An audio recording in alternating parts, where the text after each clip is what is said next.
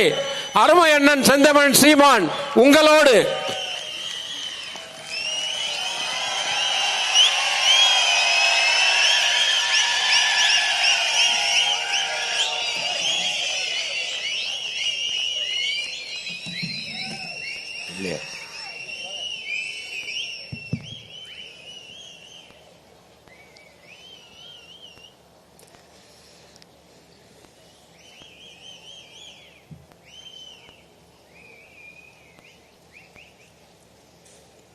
நாம் தமிழர் கட்சி மீனவ பாசறை நடத்துகிற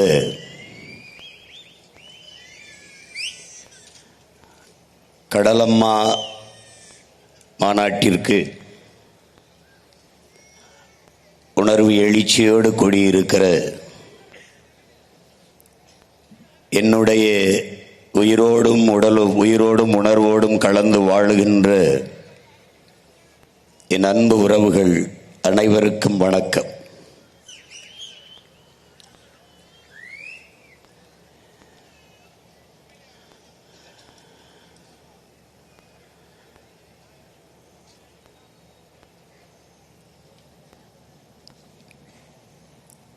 கடல் என்பது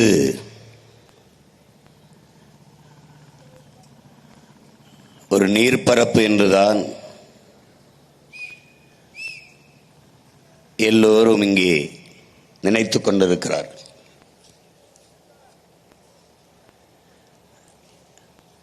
கடல் என்றால் என்ன? கடல் இல்லை என்றால் இந்த பூமி என்னாகும் என்கிற அறிவியல் உயிரியல் உண்மையை என்னிலும் இளைய என் தம்பிதங்கைகள் அறிந்து கொள்ள வேண்டும் என்பதற்காகவே இந்த கடலம்மா மாநாடு நடத்தப்படுகிறது. தேர்தல் வருகிற நேரத்தில் யார் யாரோடு கூட்டணி வைப்பா, யார் எவ்வளவு பணம் தருவார்கள், யார் எவ்வளவு வெற்றி தருவார்கள், நோட்டு தருவார்கள், சீட்டு தருவார்கள் என்றெல்லாம்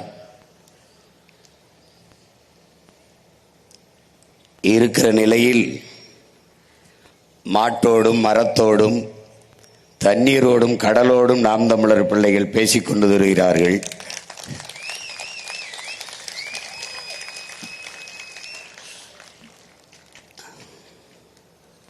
தமிழன் உலகம் தழுவி நேசித்து நின்ற உயர்ந்த பேரினத்தின் மக்கள்.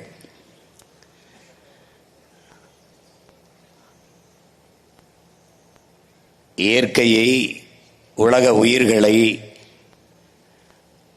போற்றி கொண்டாடிய ஒரு பேரினத்தின் பிள்ளைகள்.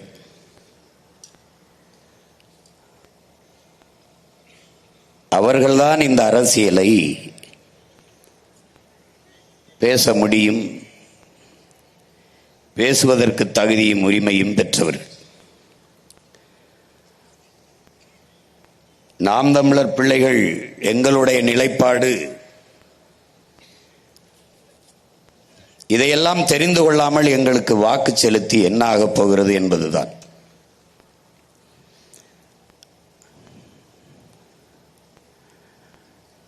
மரம், மலை, ஆறு, தண்ணீர், கடல் இதற்கெல்லாம் எங்களுடைய ஓட்டு இல்லை. ஆனால் இவைகளிடத்தில் தான் எங்களுடைய உயிர் இருக்கிறது என்பதை உணர்ந்து அறிந்த பிள்ளைகள் நாம் தமிழர் பிள்ளைகள் என்பதால் இந்த கடலம்மா மாநாட்டில் கூடியிருக்கிறோம்.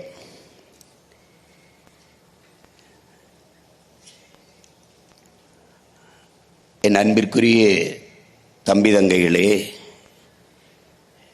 பேரன்பு கொண்டு நான் நேசிக்கின்ற என் அன்பு பெற்றோர்களே, உங்கள் பிள்ளைகள் எடுத்து வைக்கும் இந்த அரசியலை ஆழ்ந்து கவனியுங்கள்.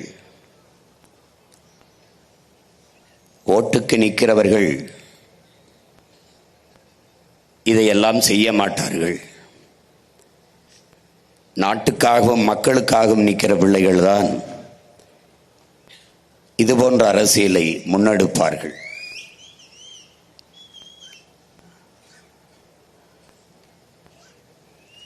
நாங்கள் வீழ்ந்தாலும் எங்கள் இனம் வாழ்ந்தால் போதும் என்று நின்ற தமிழ் பேரினத்தின் பெருமா வீரன் பிரபாகரன் பிள்ளைகளால் தான் இந்த அரசியலை முன்னெடுக்க முடியும்.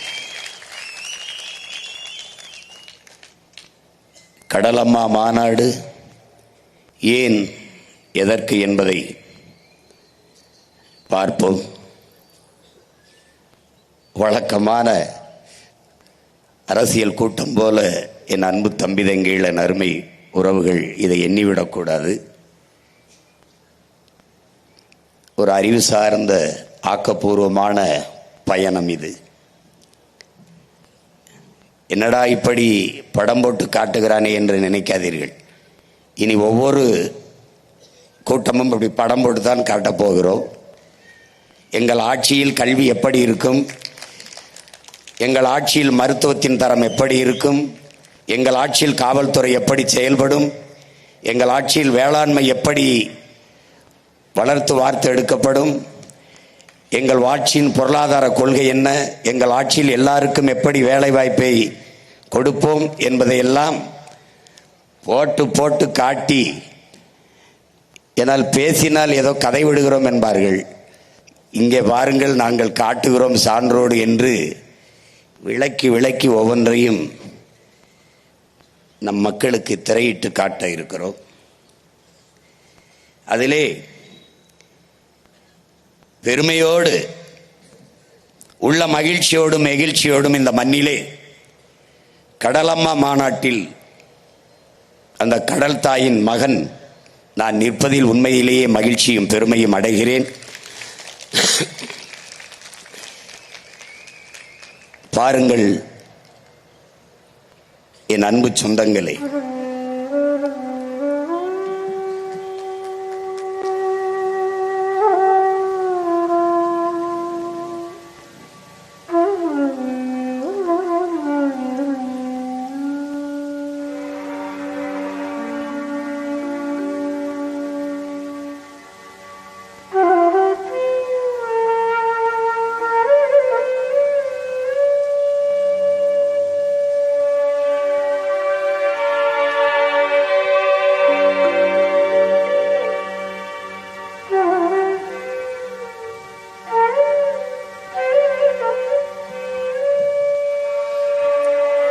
நம்ம அம்மா கடல் அம்மா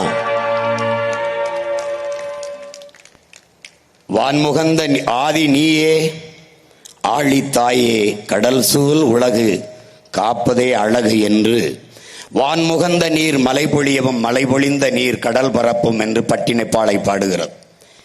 குறிஞ்சியும் மலையும் மலை சார்ந்த இடமும் குறிஞ்சி, காடும் காடு சார்ந்த இடமும் முல்லை, வயலும் வயல் சார்ந்த இடமும் மருதம், கடலும் கடல் சார்ந்த இடமும் நெய்தல். இதிலே இந்த நெய்தல் நிலம் மனிதகுல வரலாற்றில் 4வது தாய்மடி என்பதை என் அன்பு பிள்ளைகள் அறிந்து கொள்ள வேண்டும்.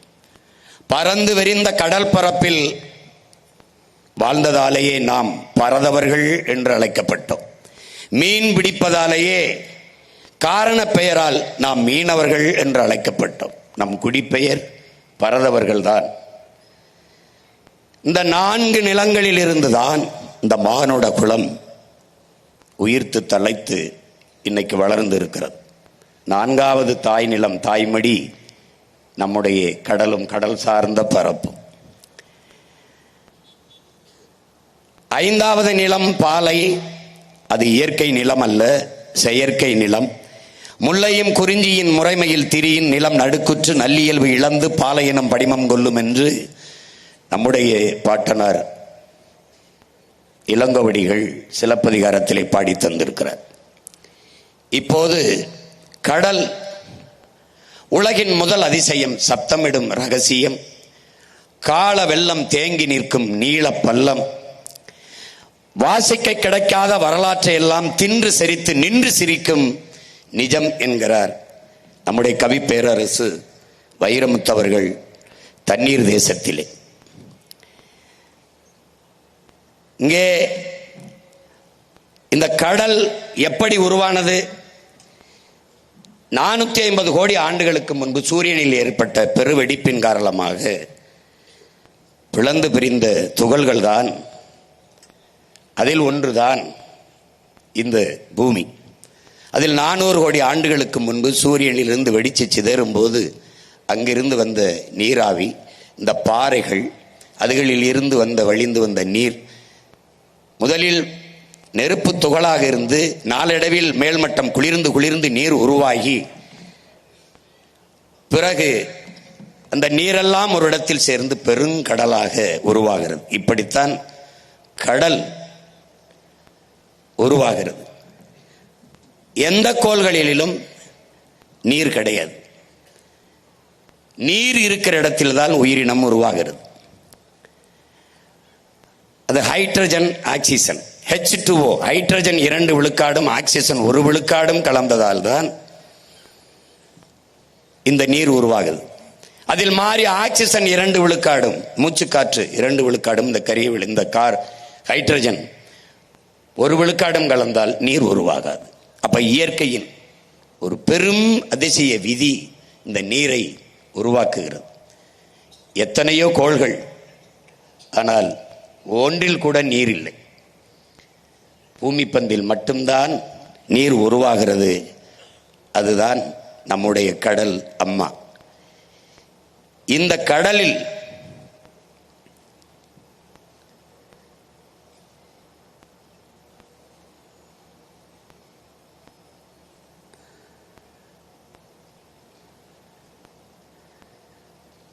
கடலில் இருந்துதான் என் அன்பு தம்பி தங்கைகளே, இதை பாருங்கள். 350 ஆண்டுகளுக்கு முன்பு ஒரு செல் உயிரி, நீங்கள் படித்திருப்பீர்கள். இதை பிரசவித்த நம் தாய் கடல். அதனால்தான் அவள் கடல் அம்மா. உலக உயிரில் முதல்ல பிரசவித்த தாய் அவதான். அவளுடைய கருப்பையில் தான் இந்த ஒரு செல் உயிரினம் உருவாகிறது. அதை பிரசவித்தவள் கடல். அதனால்தான் அவள் கடல் அம்மா. இதில் இருந்துதான் பல்வேறு படிநிலை மலர்ச்சி மாறி மாறி மாறி, அதை பரிணாமம் என்கிறார்கள், நாம் படிநிலை மலர்ச்சி என்கிறோம். மாறி மாறி ஒவ்வொரு காலகட்டத்திலும் பல ஆயிரம் ஆண்டுகள், பல லட்சம் ஆண்டுகள் அப்படி மாறி மாறி மாறி மாறி பல்வேறு படிநிலைகளில் பல்வேறு வடிவங்களை பெற்று மாறி வருவதை பாருங்கள்.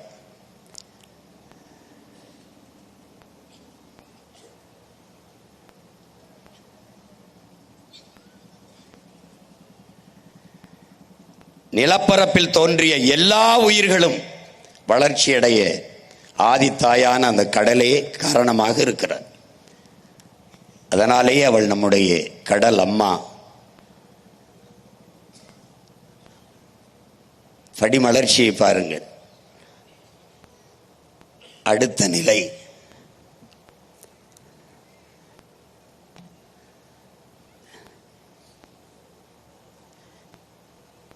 இதைத்தான் நாம் படிநிலை பாய்ச்சல் என்கிறோம். உலகில் இத்தனை உயிரினங்கள், எல்லா உயிரினங்களுக்கும் குரல் வளை இருக்கிறது. ஆனால் மனிதனுக்கு மட்டும்தான் இந்த குரல் வளை பேசும் ஆற்றலை பெறுகிறது. இதைத்தான் படிநிலை மலர்ச்சியில் படிநிலையில் பெரும் பாய்ச்சல் என்று அறிவியல் குறிப்பிடுகிறது. இந்த பெரும் பாய்ச்சலை பெற்று இதில் ஆழ்ந்து கவனிக்க வேண்டும். உலகில் எத்தனையோ கோடிக்கணக்கான உயிரினங்கள், இதில் எந்த உயிரினத்தாலும் இந்த இயற்கை அன்னைக்கு பூமி தாய்க்கு அழிவில்லை, பேரிடர் இல்லை. கடைசியாக வந்த சமூக விலங்கு இந்த மனித மிருகத்தால் தான் இந்த பூமி தாய்க்கு இவ்வளவு பெரிய பேரிடரும் அழிவு. இதற்கு காரணம் அவனுடைய ஆசை அல்ல, பேராசை. அளவுக்கு ஆசைப்படாமல் அளவுக்கு அதிகமாக அவன் ஆசைப்பட்டதால் இந்த அழிவை நம் அன்னை எதிர்கொண்டிருக்கிறார்.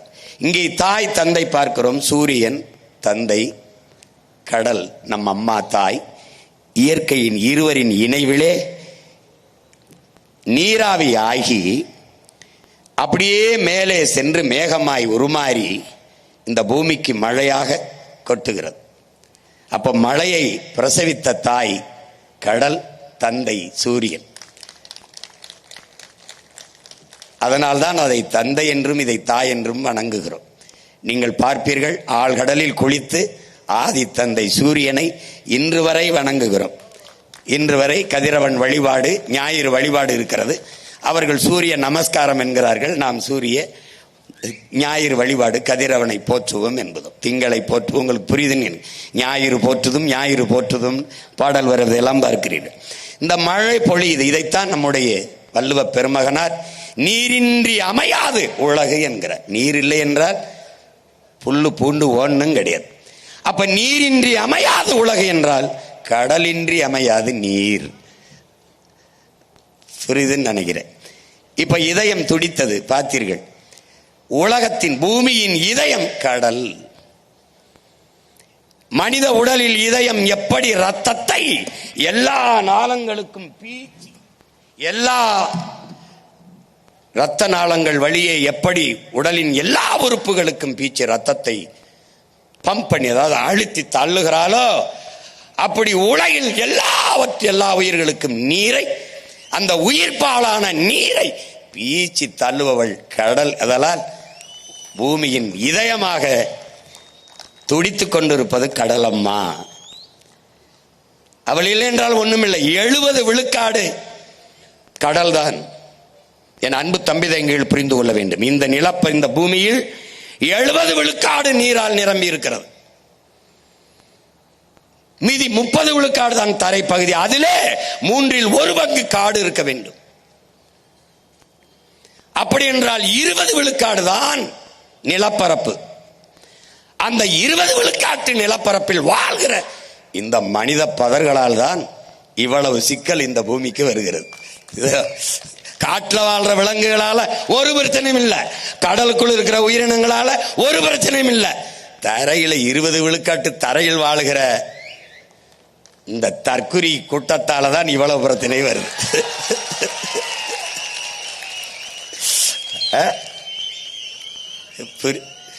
பாருங்க பாருங்க, பார்த்துட்டே இருங்க. மீட்டோ. எனவே இந்த பூமி பந்து 70 விழுக்காடு நீரால் சூழப்பட்டிருக்கிறது.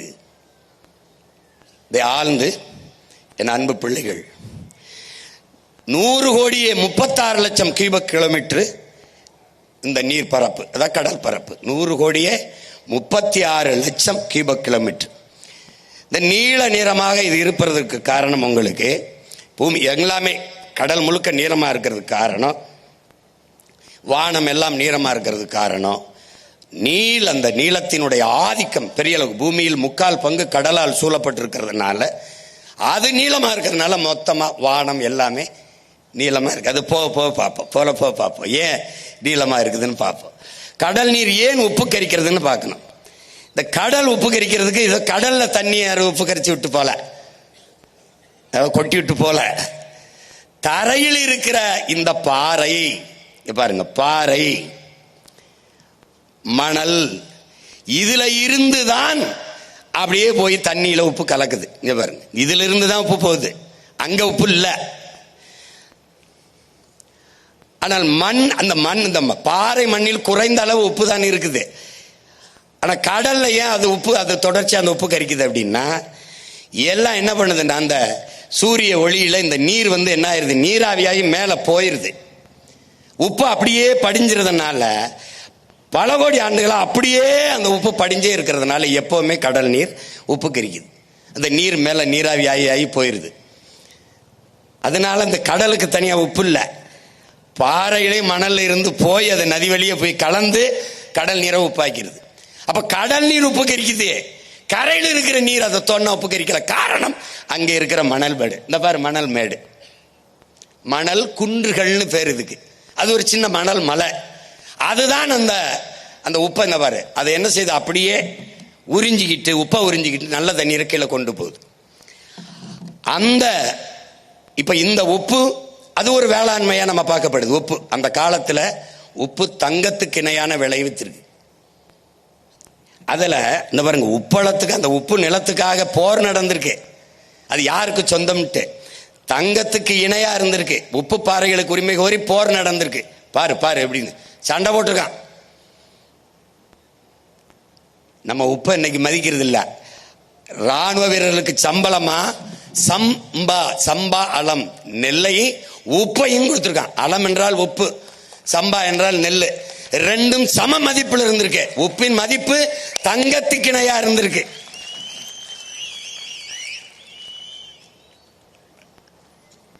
அப்ப இனிமே உப்பு வியாபாரியா தங்க வியாபாரி மாதிரி நீ பார்க்கணும். அதுக்கா உப்பில்லாத பண்டம் குப்பையில் இருக்கா நம்ம முன்னோர்கள். இதுக்கு என்னன்னா, இது பார்த்துக்க, நீ வெளியில தான் அதிகமா மலைத்தொடரை நீ பாக்குற. 56,000 கிலோமீட்டர் கடலுக்குள்ள பெரிய மலைத்தொடர் இருக்கு. போகுது பாரு. இந்த இவ்வளவு நீளமான மலைத்தொடர் தரையில இல்ல. ஏன்னா இதுதானே பெரிய பரப்பு. 70 விழுக்காடு கடல் தானே.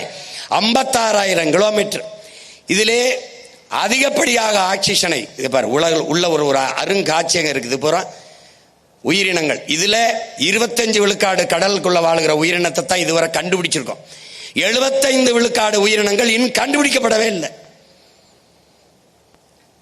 100 கோடிக்கு மேற்பட்ட உயிரினங்கள் கடலுக்குள்ள வாழும்ன்றான். 100 கோடிக்கு மேற்பட்ட உயிரினங்கள் யாரும் கண்டுபிடிக்கல. இந்த 25 விழுக்காடு தான் கண்டுபிடிச்சிருக்கான். அது நாம சாப்பிடுற இந்த எறாச்சூரா, இந்த என்ன சொல்றது, நண்டு, இந்த மீன் வகைகள்ல வேணா அதான் அதை தான் நம்ம நினைச்சுக்கிட்டு இருக்கோம். இப்ப உப்பை தந்தது யாரு? கடல். முதல்ல உப்பு, கடல்ல இருந்து உப்பு தந்துருச்சு. அடுத்து யாரு? உணவு. இதுல நீ நல்லா கவனிக்கணும். மனித குலத்தின் மானுடத்தின் உணவு தேவையில் 30 விழுக்காட்டை நிறைவு செய்பவள் நம் கடல் அம்மா, நிறைவு செய்பவர்கள் நம் மீனவ சொந்தங்கள் என்பதை அறிவார்ந்த தமிழ் சமூக மக்கள் புரிந்து கொள்ளணும். அப்ப 30 விழுக்காடு நில வேளாண்மை, மறுபடி அந்த ஆடு மாடுகள் இதெல்லாம் போக கடல் உணவு மட்டும் 30 விழுக்காடு மனித உணவு தேவையை நிறைவு செய்து. அடுத்தது பவளத்திட்டுகள், பவளப்பாறைகள். இங்க பாரு, இந்த பவளம் என்பது ஒரு பெரிய அரிய உயிரினம். இது என்ன செய்யுதுன்னா, இதன் மூலமா தான் இந்த ராமேஸ்வரம் மண்டபம் பகுதியில் தான் இது அதிகம் அந்த பவளப்பாறைகள் இருக்கு. மற்ற இடத்துல அதிகமா இல்லை. எங்க மன்னார்ல இருக்கு இந்த பவளத்திட்டுகள். இது என்ன ஆயிருதுன்னா, வேகமாக இந்த கடல் அலையை புறம் தடுத்து கரையை கரைக்காம, கரையில பெரும் அலை மோதி கரையை கரைக்காம தடுக்குது. உள்ள ஒரு காடு மாதிரி இருக்கு, பவள காடுன்னு அதுக்கு பேர். இந்த காடுகளுக்கு உள்ளதான், இந்த பவள பாறைகளுக்கு உள்ளதான் பல உயிரினங்கள், கடல்வாழ் உயிரினங்கள் முட்டையிட்டு குஞ்சு பொரிச்சு தன்னுடைய இனப்பெருக்கத்தை செய்து பெரும்பங்கு ஆற்றுது இந்த பவளப்பாறை. அதனாலதான் இந்த பவள காடுகள் என்று சொல்றோம். கடற்கரையை, சுற்றுச்சூழலை பாதுகாப்பதில் பெரும்பங்கு இந்த பவளப்பாறைகளுக்கு உண்டு. கடல் அரிப்பை தடுக்குது. இது எல்லாவற்றுக்கும் மேலாக இங்கே பவளம் முத்து சிப்பியிலிருந்து வருது. பவளம் இந்த பாறையில் இருந்து தான் நமக்கு கிடைக்கிறது. இதை வெளியிலே, தரையிலே, நிலத்திலே எப்படி காடுகள், மலைக்காடுகள் என்று சொல்லுகிறோமோ, இந்த பவள காடுகளை நாம் கடலின் மலைக்காடுகள் என்று அழைக்கிறோம். இது எப்படி இங்கே வெளியில மழை பெய்யறதுக்கு இந்த காடு அவசியமோ, அப்படி கடலுக்குள்ளே இருக்கிற பவளப்பாறைகளை, பவளக்காடுகளை நாம் கடல் மலைக்காடுகள் என்று அழைக்கிறோம். இப்ப இந்த மாசுகளால் இந்த பவளத்திட்டுகள் எப்படி அழியுது அப்படிங்கிறத நம்ம அப்புறம் பார்க்கிறோம். இது என்ன செய்து பாரு, அந்த பவளப்பாறையில அழிக்குது. இது கண்டல்லாம் அலையாத்தி காடுகள். இலக்கியத்தில் நமக்கு கண்டல்னு பேர். இப்போ 2000 ஆண்டுகளுக்கு முன்பு இந்த அலையாத்தி காடுகள் நம்மளுடைய வாழ்க்கையோடு இணைந்து வந்திருக்குங்கிறது சங்க இலக்கியம் சொல்லுது. இந்த கண்டல், இந்த அலையாத்தி காடு கடலுக்கும் நிலப்பரப்புக்கும் இடையே, நீர்ப்பரப்பு கடலுக்கும் நிலப்பரப்புக்கும் இடையே இருக்கிற ஆறுகளில் கரையோரங்களில் இந்த அலையாத்தி காடுகள் இருக்குது. இந்த அலையாத்தி காடுகளின் சிறப்பு என்ன அப்படின்னு பார்த்தீங்கன்னா, எல்லா உயிரினமும் எல்லா செடி கொடி மரமும் நன்னீரில் தான் வளரும். உப்பு நீரை உட்கொண்டு வளராது, உப்பு நீரில் வளராது. ஆனால் உலகிலேயே உப்பு நீரில் வளர்ந்து வாழ்கிற ஒரே செடி இந்த அலையாத்தி காடுகள் தான். இது பெரும் அதிசயம். இந்த அலையாத்தி காடுகள் அந்த கரையோரங்களில் இருக்கிற பல உயிரினங்களின் ஒரு கூட்டு தொகுப்பு அலையாத்தி காடு. இதுல பவளப்பாறை எப்படி பணியை செய்கிறதோ அப்படி வேகமாக வந்து அந்த கடல் பெரும் பெரும் அலைகள் வந்து கரையை அரிக்காமல், கடற்கரையை அழிவை சந்திக்காமல் வாழுகிற அந்த இடத்தில் அது பெரிய அரணாக இருந்து அலையை ஆத்தி, அலையை அந்த வேகத்தை கட்டிப்படுத்துவதாலேயே அது அலையாத்தி காடு என்று காரண பெயரால் அழைக்கப்படுகிறது. ஆனால் அதற்கு இலக்கிய பெயர் கண்டல் தான். அதுதான் அதற்கு பெயர். அலையை ஆத்துவதால், நீரை ஆத்திரம், பாலை ஆத்திரம், சூடா இருக்கிற தேநீரை ஆத்திரம், அது மாதிரி வேகமாக வருகிற அலையை ஆத்துது. அதனால அலை ஆத்தி அது காடு. இப்ப இந்த அலையாத்தி காடுகளில் இருக்கிறது என்னன்னா, எப்படி பவளக்காடுகளில் பவளப்பாறைகளில் கடலுக்குள் வாழ்கிற பல உயிரினங்கள், மீன் நண்டு நத்தை எல்லாம் வந்து அதில் முட்டையிட்டு குஞ்சு பொரிக்குதோ, அப்படி இந்த அலையாத்தி காடுகளின் வேர்களில் வந்து இறால், நண்டு போன்ற மீன் வகைகள் வந்து அங்கேயே தங்கி முட்டையிட்டு குஞ்சு பொரிச்சு தன்னுடைய இனப்பெருக்கத்தை செய்து. அப்போ அலையாத்தி காடுகளின் பங்கு பாரு. நண்டு இந்த வேருக்குள்ள போறத பாரு, இதுக்குள்ளதான் வாழுது. இந்த இயற்கையின் சீற்றங்களால இந்த கடற்கரை கிராமங்களை அழியாமல் பார்த்துக் கொள்வதில் பெரும் பங்கு இந்த அலையாத்தி காடுகளுக்கு இருக்கு. இப்ப இந்த அலையாத்தி காடுகள் அழிவதை நீ பார்க்கிற. இதற்கு காரணம் என்ன உனக்கு தெரியும். நச்சு கழிவுகளை கொட்டுவது, இது ஒரு பொருட்டாவே நீ நினைக்கிறது இல்லை. அலையாத்தி காடு அது ஏதோ ஒரு செடி, ஒன்னத்துக்கு உதவாத ஒரு செடின்னு நினைக்கிற. உனக்கு இதெல்லாம் எப்படி வரணும்? உனக்கு பூக்கணும், காய்க்கணும், பழங்கள் தொங்கணும், அதை தான் நீ மரம், அதை தான் செடின்னு நினைப்ப. இதை நீ இது பொருட்டா கருதுறது இல்லை. அது செத்துச்சுன்னு வச்சுக்க, மொத்தமா நீ செத்துருவாங்கிறத உனக்கு காலை உணர்த்தும். அப்புறம் நீ என்னை தேடுவேன், இங்க பாரு தேடுவேன். இப்ப இதுல இந்த அலையாத்தி காடுகள் போல இந்த மண் குன்றுகள், இந்த கண்டல் மண் குன்று, இப்ப சொன்ன மீன் எப்படி அந்த நீரை தடுக்குது, அந்த உப்பை உறிஞ்சிட்டு அதை எப்படி நீரை சமைக்குது, இந்த மண் குன்றுகள் இதுக்கு பேர். இந்த மண் குன்றுகளை இவர்கள் எப்படி எப்படி சுரண்டி தின்றுருக்கான் பாரு. பார்த்தா எப்படி வெற்றிக்கான் பார்த்தியா? இந்த மண் குன்றுகளை புதிய புதிய தொழிற்சாலை அமைக்கிறோம், நச்சாலைகள் அமைக்கிறோம்ட்டு இந்த மண் குன்றுகளை எல்லாம் அழிக்கிறான். இப்ப குறிப்பா குடிநீர், கடல் நீரை சுத்திகரிக்கிறேன்னு ஒரு ஆலையை கட்டினான இந்த மண் குன்று மேலதான் கட்டுறான், அதை சிதைச்சிட்டு தான் கட்டுறான். அப்ப அதனால ஒவ்வொன்றுமே பேராபத்தை உருவாக்கி கொண்டு வருகிறது. இப்ப அலையாத்தி காடு, பவளக்காடு, இந்த மண் குன்று, இதையெல்லாம் பார்க்கும்போது நீ எதையோ கும்பிடுற விழுந்து, இதை ஒரு தடவை கும்பிட பழகிக்க. இப்ப பாரு, இப்ப உயிர், இப்ப இதுல நீ என்ன கவனிக்கணும்னா, உப்பு தந்தது யாரு? அவதான். உணவு தந்தது யாரு? அவதான். இப்ப என்ன பார்க்க போற? உயிர். இந்த உயிரை தருவது யார் என்று நீ நினைக்கிறாய்? பாரு யாருன்னு பாரு. ஆக்சிஜனை தர்றது யாருன்னு பாரு. உலகில் அமேசான் காடு, அது பூமியின் நுரையீரல்ங்கிறான். அமேசான் மலைக்காடுகளை நுரையீரல்ங்கிறான், பூமியின் நுரையீரல்ங்கிறான். உலகில் இருக்கிற மொத்த காடுகளும் சேர்ந்து 20 விழுக்காடு தான் உனக்கும் எனக்கும் உலக உயிர்களுக்கும் மூச்சு காற்றை தருது. பிறகு 80 விழுக்காடு மூச்சு காற்றை தருபவள் யார்? இவள் தான். இந்த பாரு, பொறுமையா பாரு. இந்த காடு வெறும் 20 விழுக்காட்டு தான் ஆக்சிஜனை உனக்கு தருது. இந்த கடலுக்குள்ளே இருக்கிற என் அன்பு தம்பி தங்கைகளே, இதை பாருங்கள். இவதான் ப்ளூ கிரீன் ஆல்கே, தமிழ்ல நீல பச்சை பாசி. இது போல பல ஆயிரக்கணக்கான தாவரங்கள் உள்ள இருக்கு. அதுல பெரும்பங்கு இந்த நீல பச்சை பாசி. இதில் இருந்துதான், இங்க பாருங்க, இதிலிருந்துதான் அதிகப்படியான மூச்சு காற்று, உயிர் காற்று, ஆக்சிஜன் மேல வருது. இந்த 80 விழுக்காடு கடலுக்குள்ள இருந்தா வருது. நம்ம இதுவரை என்ன நினைச்சிருப்பீங்க நீங்க? நம்மளே என்ன நினைப்போம்? மரம் தான், ஆலமரம், அரச மரம், இந்த காடுகள் இதுல இருந்து தான் நமக்கு மூச்சு காற்று வருதுன்னு நினைக்கிறோம். அது வெறும் 20 விழுக்காடு தான்.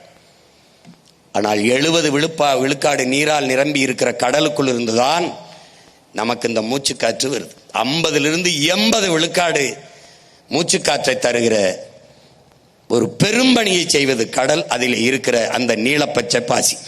இப்ப அது மாசுபடுது பாரு. இதெல்லாம் இந்த வாடி இருக்கிறது என்ன நினைக்கிற? நீலப்பச்சை பாசி. எதனால நினைக்கிற?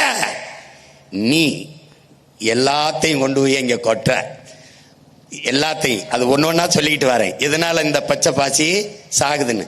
யாரை கொல்ற? உன்னுடைய நுரையீரலை கொல்ற, உன்னுடைய இதயத்தை கொல்ற.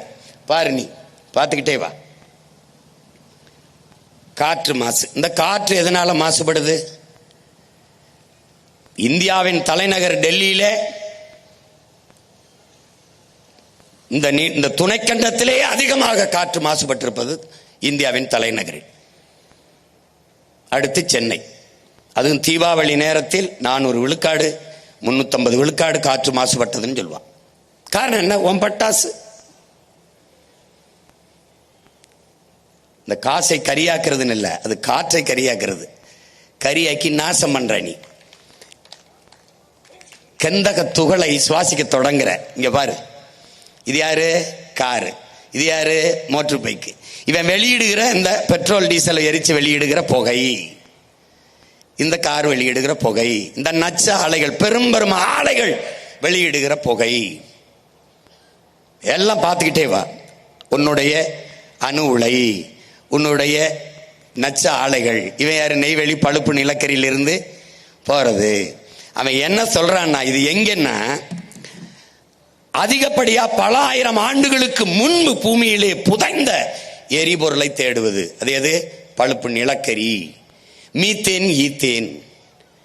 பூமிக்குள் புதைந்த பல ஆயிரம் ஆண்டுகளுக்கு முன்பு புதைந்த அந்த பொருள்களை எடுத்து அதை எரிபொருளாக பயன்படுத்தும் போதுதான் காற்று அதிகமாக மாசுபடுதுன்றான். பார்த்துக்கிட்டே வா ஒவ்வொன்னா. இது நிலக்கரி, நம்ம ஒரு நெய்வேலி தான். பாரு, பார்த்துக்க, நல்லா கவனிச்சுக்க. இதுல என்ன நீ ஆழ்ந்து கவனிக்கணும்? ஒரு பெரும் போர், ஈழத்தில் போர், இஸ்ரேலுக்கும் பாலஸ்தீனத்துக்கும் போர், காசாவிலே போர், அழிவு. ஆனால் போரின் பேரழிவிற்கு பிறகு கூட அங்கே மக்களை மீள் குடியேற்றம் செய்து விடலாம். ஆனால் மீத்தேன், ஈத்தேன் எடுத்த இடத்திலே, நிலக்கரி எடுத்த இடத்திலே, அணு உலை வெடித்த இடத்திலே மறுபடி நீ மக்களை குடியேற்ற முடியாது. அப்ப போரையும் விட பேரழிவு இவங்க தான். இத நல்லா கவனிச்சு பார்த்துக்கிட்டே வா. காற்று மாசு யாரு? இது யாரு? Methane, ethane. பார்த்து எப்படி எரியறான் பாரு நீ. இவன் யாரு? Hydro carbon. இவன் தான் எல்லாம். இது யாரு இங்க வெடிச்சது? இதனால என்ன ஆயிருதுன்னா, இந்த காற்றால என்ன ஆகுது? இதனால என்ன ஆகுதுன்னா, இந்த நச்சு காற்றுகள் இப்படி மேல போகுது. மேல போய் என்ன பண்ணுது? இது இங்க நுட்பமா நீங்க என் அன்பு தம்பிதங்கள் விளங்கிக்கணும். பூமிக்கும் நமக்கு 15 கோடி கிலோமீட்டர் இருக்கு. சூரியனுக்கும் பூமிக்கும் இடையில 15 கோடி கிலோமீட்டர் தூரம் இருக்கு. ஆனாலும் அங்க இருக்கிற சூரிய வெப்பத்தை நம்மளால தாங்க முடியல. மரத்து நிழல்ல போறோம், கொடையை பிடிக்கிறோம். 15 கோடி கிலோமீட்டர். அந்த வெப்பத்தை இடையில் தணிப்பவன் யார்? காற்று மண்டலம், வளி மண்டலம், காற்று படலம். அதை ஓசோன் என்று அறிவியல் சொல்லுது. அந்த காற்று படலம் என்ன செய்யுது? சரியா பூமியிலிருந்து 30 அல்லது 50 கிலோமீட்டர் தொலைவில் அந்த காற்று படலம் இருக்கு. அது வேகமாக சூரியனிலிருந்து வருகிற தகிக்க முடியாத, சகிக்க முடியாத வெப்பத்தை அப்படி தடுத்து அப்படியே நிறுத்துது. அதாவது ஃபில்டர் பண்ணுது, வடிகட்டுது. அப்ப சூரிய ஒளி பட்டு தெரிக்குது. அதுல மழைதான். உட்காரு, மழைதாயா? ஏய், கடலம்மா பேசும்போது மழை பெய்யலைன்னா அப்புறம் என்னடா இருக்கு? கடலுக்கு என்னடா மரியாதை இருக்கு? நீ நனைஞ்சா முளைச்சு போறதுக்கு வெங்காயம் இல்ல, விதையும் இல்ல, வெள்ளை பூண்டும் இல்ல. உட்காரு, உட்காரு.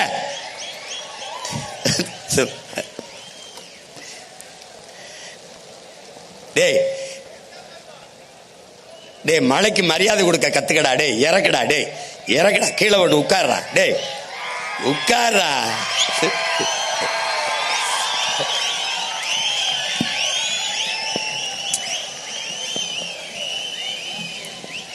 ஒரு தொப்பி தான்.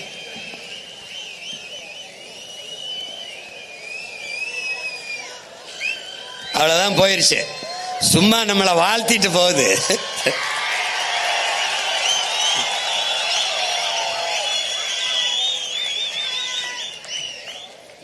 இதெல்லாம் தூக்காதரா. மாநாட்டுக்கு மரியாதை இல்லடா. கடலை பேசுறோம், மழைய பேசுறோம், இப்படி தூக்கி உட்கார முதல்ல வச்சுக்க தேவை.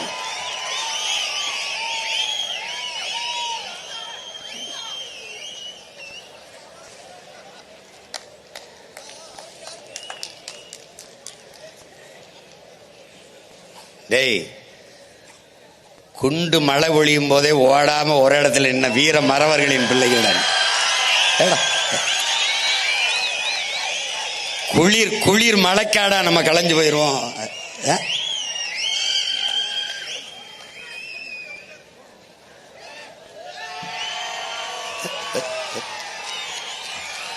போடுப்பா, போடு.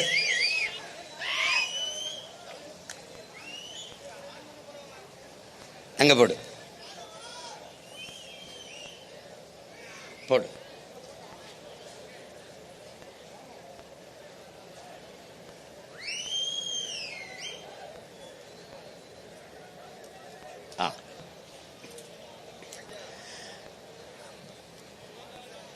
இப்போ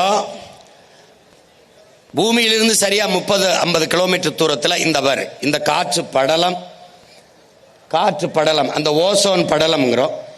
இதுதான் அங்கிருந்து வருகிற சூரிய வெப்பத்தை தடுத்து அந்த வெப்பத்தை தணிக்கிறது. அங்கே ஏற்படுகிற நிறப்பிரிகை உங்களுக்கு பார்க்குற. இப்போ நீ வானவில்லாம் பார்க்குற, அதில் எல்லா வண்ணமும் தெரியும், வெள்ளை தெரியாது. இந்த பாரு, இந்த வானவில்ல எல்லா வண்ணமும் தெரியுது பாரு, ஆனால் வெள்ளை தெரியாது. ஆனால் வெள்ளையும் அதில் இருக்கு, ஆனால் உன் கண்ணுக்கு தெரியாது. ஏன்னா அந்த நீல நிற வண்ணம் ஆதிக்கம் செலுத்திடுது. அதனாலதான் வானமும் கடலும் முழுக்க நீளமாக தெரிகிறது. காரணம் அதுதான். பாரு, முழுக்க நீளமா தெரியுது. அது அதிகப்படியாக ஆதிக்கம் செலுத்திடுது. இப்ப இந்த இடத்துல அங்கிருந்து வருகிற வெப்பத்தை தனித்து நம்மளால் தாங்கிக் கொள்ளக்கூடிய வெப்பமாக மாற்றுகிற பணியை அந்த காற்று வளிமண்டலம், காற்று படலம் செய்யுது. அதுக்கப்புறம் அங்கிருந்து வருகிற வெப்பத்தையும் நம்மளால் தாங்க முடியாது, பொசுங்கி எரிஞ்சு செத்து போயிடுவோம். அப்ப அதை யாரு தடுக்கிறது? இந்த மரங்கள்.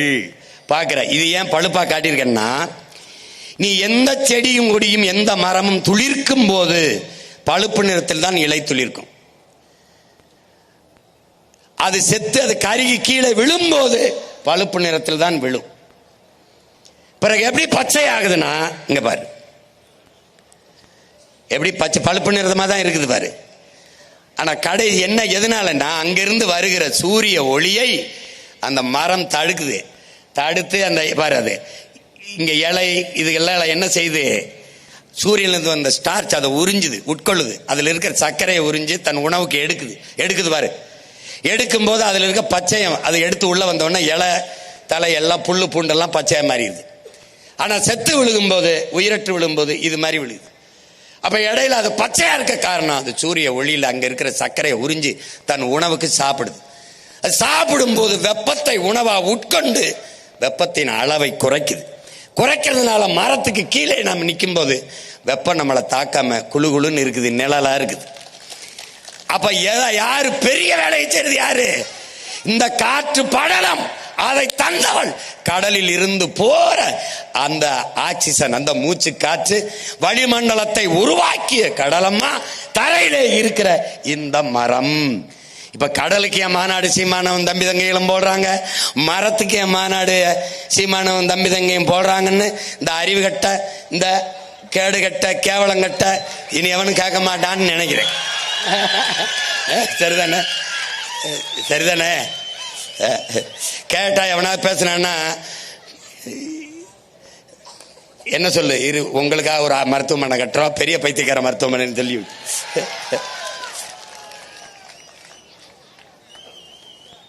இப்ப இந்த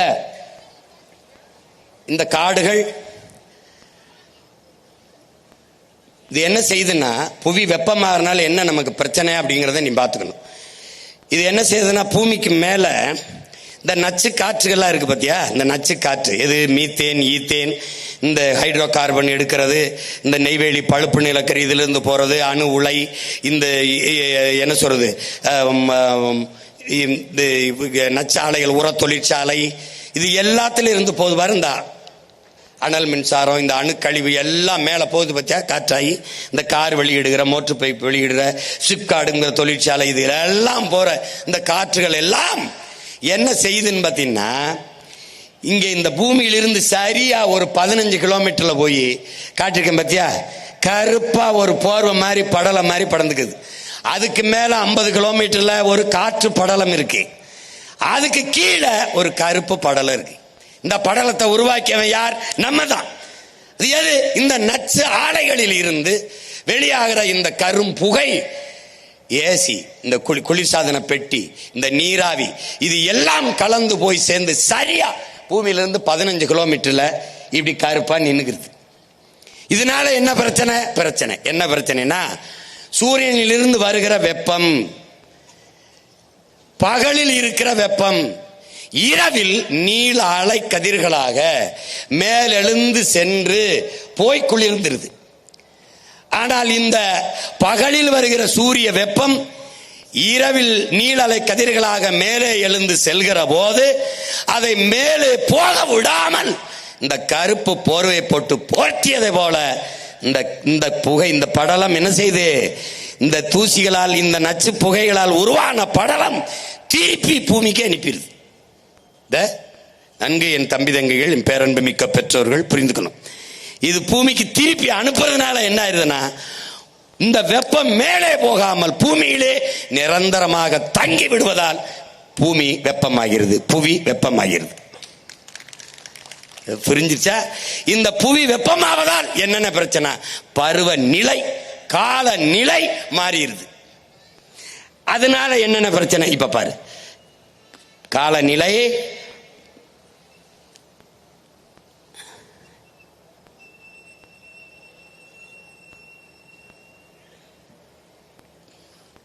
மேல போய் குளிர விடாம தடுத்துருது. அது அண்ணன் சொன்னதுதான்.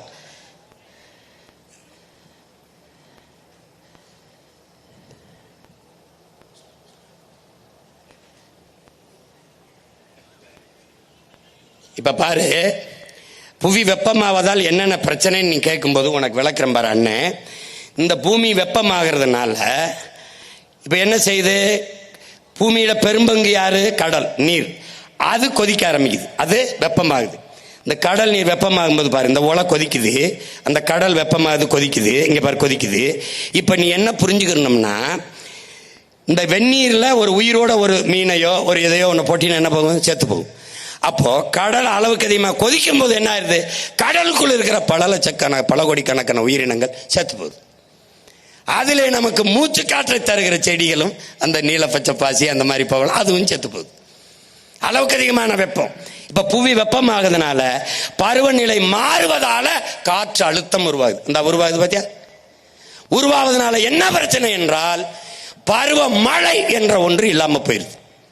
இப்ப பருவமழை பெய்யும், இந்த நேரத்தில் வெள்ளம் வரும், தேக்கி வச்சுக்கணும், இந்த நேரத்தில் விவசாயம் பண்ணலாம், வேளாண்மை செய்யணும் அப்படிங்கிறது மாறிடுது. அப்ப என்ன ஆயிருது, பருவநிலை மாறுவதால் பெரும் மழை, புயல் மழை என்று ஆயிருது. பருவமழையே இல்லை, பருவமழை கிடையாது. இந்த பருவமழை பொய்யாகி போய் புயல் மழை, பெருமழை, இது ரெண்டு தான் இருக்குது இங்க பூமியில். இனி இது ரெண்டுக்கு தான் வாய்ப்பு இருக்கு. காரணம் என்ன? புவி வெப்பமாகுது. இப்ப பருவநிலை மாறுது, பருவநிலை மாறுது, காலநிலை மாறுது என்று எல்லோரும் பேசுவான். அது மாறல. மாற்றினது யார்?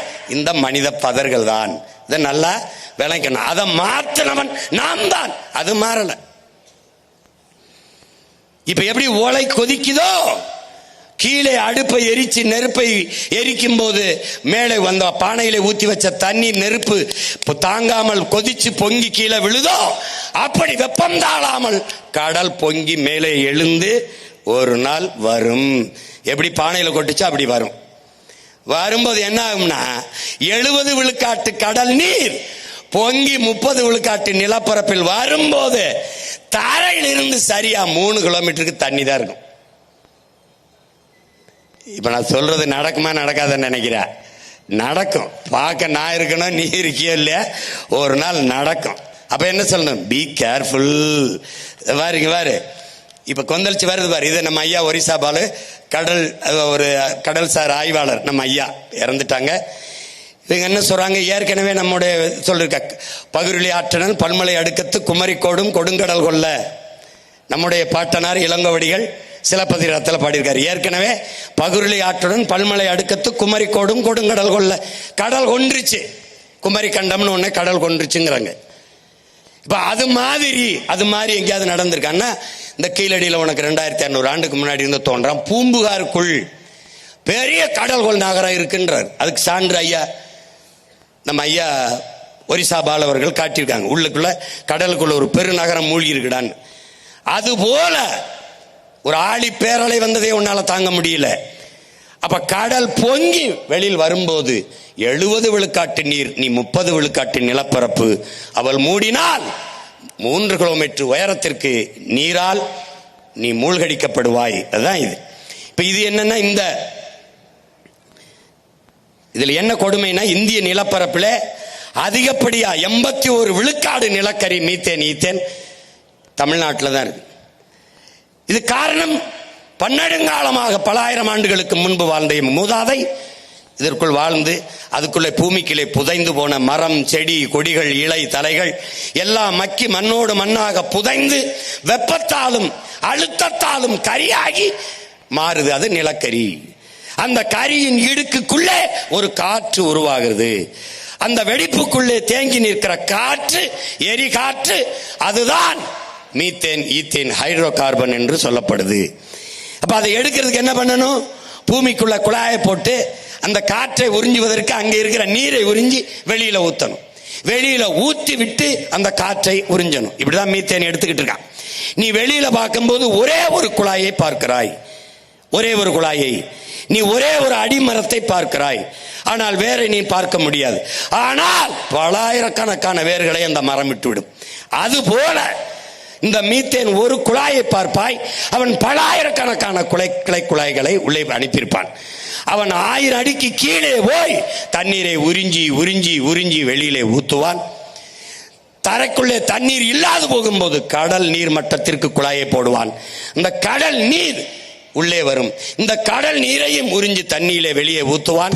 நிலம் உப்பளமாகும். ஒன்றத்துக்கும் ஒரு பயிரும் செய்ய முடியாத அளவிற்கு நிலம் மாறும். இதனால்தான் அதை நிறுத்துங்கிறான். உனக்கு புரியுதுன்னு நினைக்கிறேன். அதை நிறுத்து. இப்ப 81 விழுக்காடு நிலக்கரி மீத்தேன் ஈத்தேன் தமிழ்நாட்டில் தான் இருக்கு. அதுக்குதான் இதை வேட்டையாடுவதற்கு எல்லா முதலாளிகளும் இங்கே வர்றான். இந்த பசுமை கூட என்னது, நர்சரி. நீ பார்த்திருப்பா, இதுக்குள்ள இருந்துதான் இதுக்குள்ள நிறைய செடி கொடிகளை வளர்த்து நம்ம வெளியில எடுத்துக்கிட்டு போறோம். இது ஒரு நாற்றங்கால், இது ஒரு நாற்று. இதை பசுங்கூட விளைவு, கிரீன் ஹவுஸ் எஃபெக்ட்ங்கிறான். பசுங்குடில் விளைவு அப்படின்னு அறிவியல்ல சொல்றான். இது எப்படின்னா, இந்த குடியில பாக்குறீங்களா, இது மேலே இருந்து வருகிற சூரிய வெப்பத்தை உறிஞ்சிக்கும். ஆனால் கீழே இந்த கீழே இருக்குல்ல, இந்த வெப்பத்தை மேலே போக விடாது. அதை போலதான் பூமியிலிருந்து மேலே 15 கிலோமீட்டர்ல படர்ந்து இருக்கிற அந்த கருப்பு படலம் புவியிலிருந்து மேலே வெப்பத்தை போக விடாம தடுத்துருது. இதை பசுங்கூட விளைவு, கிரீன் ஹவுஸ் எஃபெக்ட்ங்கிறான். எது? புவி வெப்பமாகுதல. இப்ப கடல் பொங்காம புவி வெப்பமாகாம இருக்க வேண்டும் என்றால் நமக்கு என்ன பண்ணணும்? இந்த நச்சு ஆலைகளை மூடணும். அதுக்கு என்ன மாற்று இருக்கு? அதே மீத்தேனத்தை நீ எப்படி எடுப்பா சீமான்? மக்கிய இலைதலை கழிவா, ஆடு மாட்டு சாணி, இந்த கோழி வாத்தினுடைய கழிவு, இதை குப்பை கிடங்கிலே கொட்டி அதை மக்க வைத்து அதில் எவ்வளவு வேண்டுமானாலும் இந்த எரிகாற்றை, இந்த பயோகேஸை, மீத்தேனீத்தனை எடுத்துக்கொள்ள முடியும். வாய்ப்பு இருக்கு. வர்றேன், ONGC எல்லாம் நான் மூடுறேன், திறக்கிறேன். புரியுதா உனக்கு? புரியுதுன்னு நினைக்கிறேன். போட எடுத்துக்கிட்டு போடா. அது அப்ப பூமியை வெப்பமடைய விடாமல் தடுக்க எடுக்கிற வாய்ப்பு மரங்களை வளர்ப்பது. நீ வெயில் அடித்தால் கொடை பிடிக்கிறாய். பூமி தாய்க்கு வெப்பம், கொடை பிடிக்க வேண்டும். என்ன குடை? பச்சை குடை. அது என்ன குடை? மரம். அப்ப 10 ஆண்டுகளில் பிரபாகரன் மகன், இயற்கை தாயின் பிள்ளை, என் தாய் நிலத்தை பச்சை போர்வையால் 10 ஆண்டு பசுமை திட்டத்தில் போர்த்துறேன். போர் நீ பாரு, நான் செய்யறேன் இல்லையான்னு மட்டும் பாரு. உறுதியா செய்யறோம். உனக்கு புரியுதா? இப்ப அடுத்து இது பசுங்கூட விளைவு பார்த்துட்டேன். இதெல்லாம் அதே தான். மேலே போய் கருப்பு போர்வையா இருந்துகிட்டு அது வெப்பத்தை மேலே போக விடாம பூமிக்குள்ளே இறக்குதுங்கிறதா இது. அதை தான் சொல்லுது. இந்த காடுகளை அழித்தல், எதுக்கு அழிக்கிறோம் ஏன் அழிக்கிறோம் தெரியாது, அவன் பாட்டு செஞ்சுட்டு இருப்பான். இதுவால் தான் புவியின் வெப்பம் அதிகரிக்குதுங்கிறத சொல்லுது.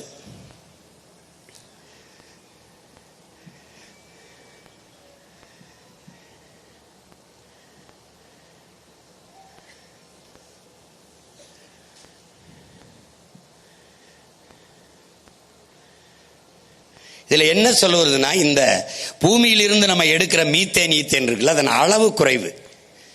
அந்த மீத்தேன் ஈத்தேனின் பயனும் வாழ்நாளும் குறைவு. அது எவ்வளவு தூரம் பயன்படுமோ கொஞ்சம் தான்.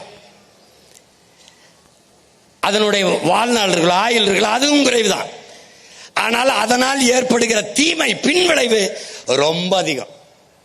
அந்த மீத்தேன் ஈத்தேன் இந்த பூமிக்குள் இருந்து பல ஆண்டுகளுக்கு முன்னாடி புதைந்து இருக்கிற அந்த மூலப்பொருளை எடுத்து ஏற்படுத்துகிற, உருவாக்குகிற, எரிகாற்று தயாரிக்கிற இந்த மீத்தேன் ஈத்தேன், இதுல இருந்து வருகிற நச்சு காற்று தான் காற்று மாசுதான் மிக அதிகம்ங்கிறான். அப்ப இதனால் ஏற்படுகிற பின்விளைவு தீமை தான் மிக அதிகம்ங்கிறான். அப்ப முதல்ல இதை கை வைக்கணும். இந்த அயோக்கிய பயலாம் மூடிட்டு மாற்று. சிங்கப்பூர் ஒரு சின்ன நாடு, இதே மீத்தேன் ஈத்தேனை மக்கிய மரக்கழிவில் இருந்து எடுக்குது. நம்முடைய அப்பா நம்மால் வரவர்கள் ஆடு மாட்டு சாணத்தில் இருந்து எவ்வளவு வேண்டுமானாலும் பயோகேஸ் எடுக்கலாம்.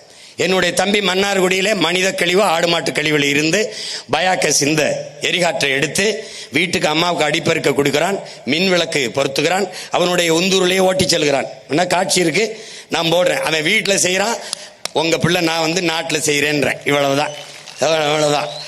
புரிஞ்சிருச்சுன்னு நினைக்கிறேன். பார்த்துக்கிட்டே வா.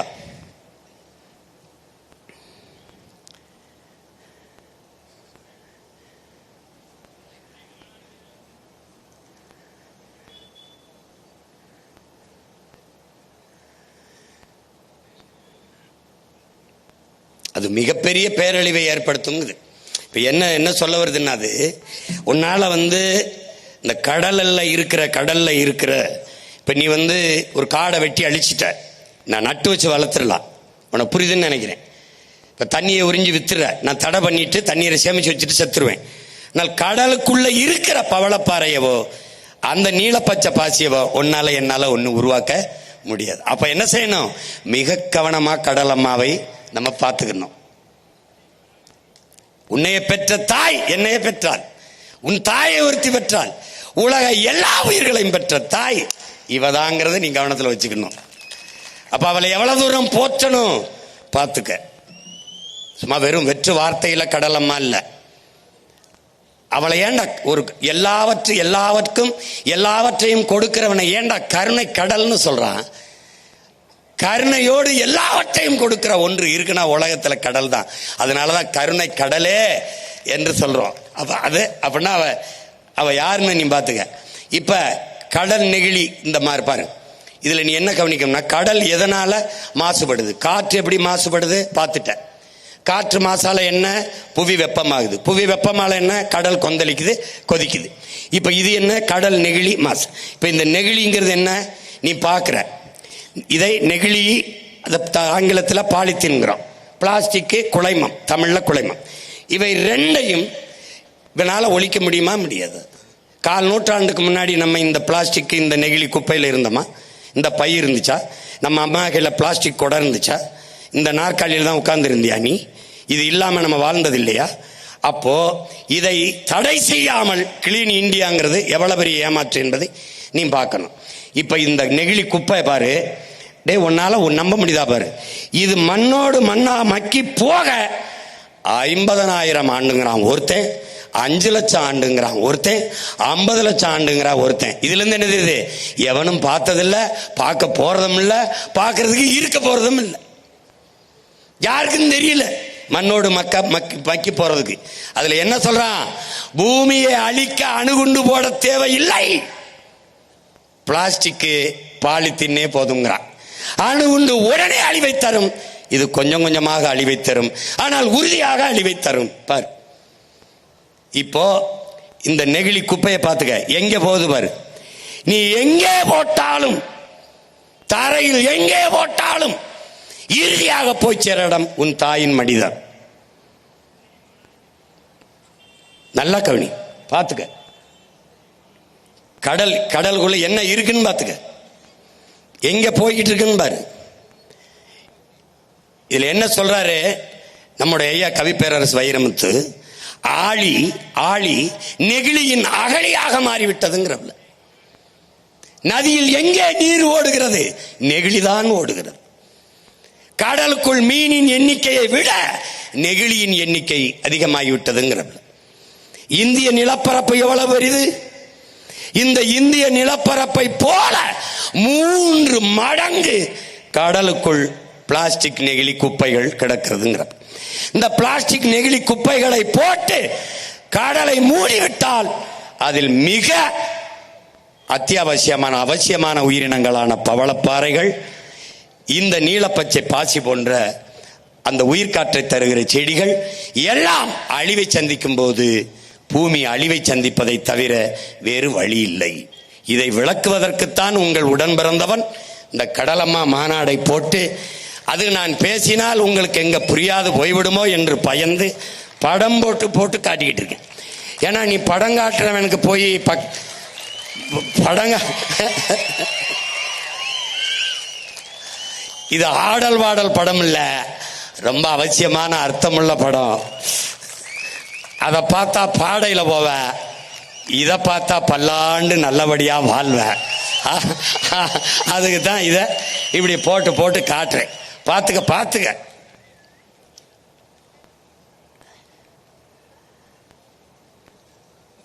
12,500 கோடி கிலோ. எவ்வளவு? 12,500 கிலோ இதுவரை கடல்ல கலந்திருக்கிறதா கணக்கிடுது. 12,500 கோடி கிலோ. தலை சுத்துது பார்த்துக்க. சரி பார்த்துக்க. நீ நினைக்கிற ஒரு போத்தலை தூக்கிட்டு அப்படி போடுற. நான் ஆட்சிக்கு வந்தவரன்னு போட்டுறேன் பார்ப்போம். 6 மாசம் உள்ளதுக்கு போட்டுருவேன்.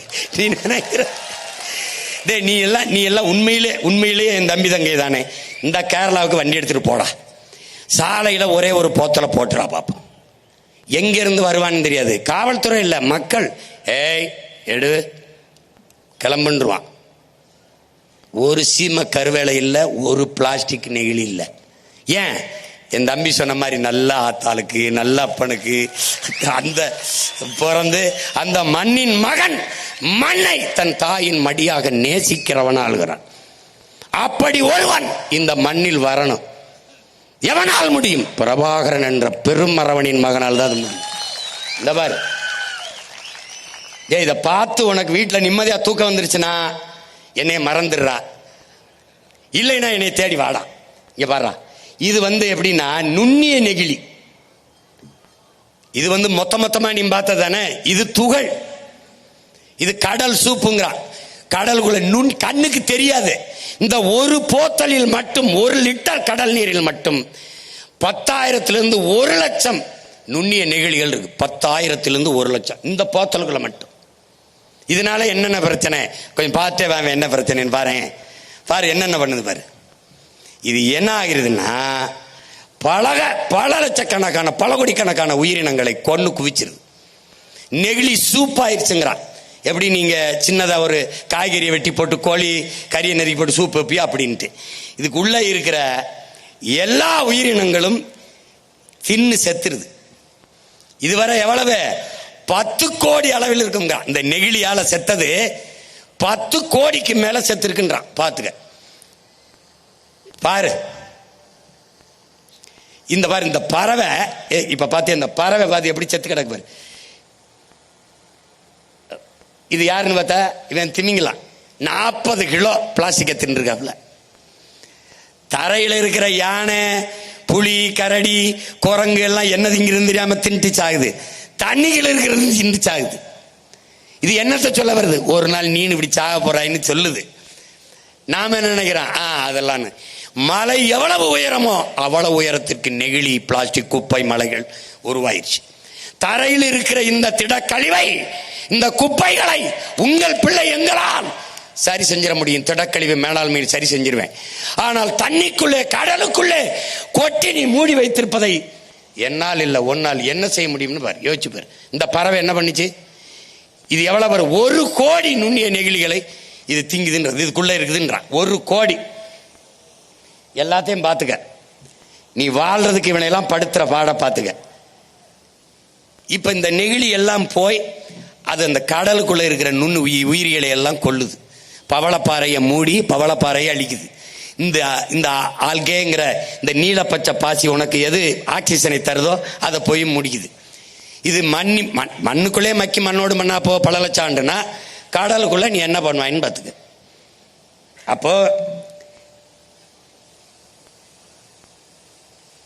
இது என்னன்னு பாரு, கடல் மாசு. இதெல்லாம் யாருன்னு பாரு, இந்த நச்சு ஆலைகள் இருக்கிற காற்று இருக்கு பாரு, காற்று.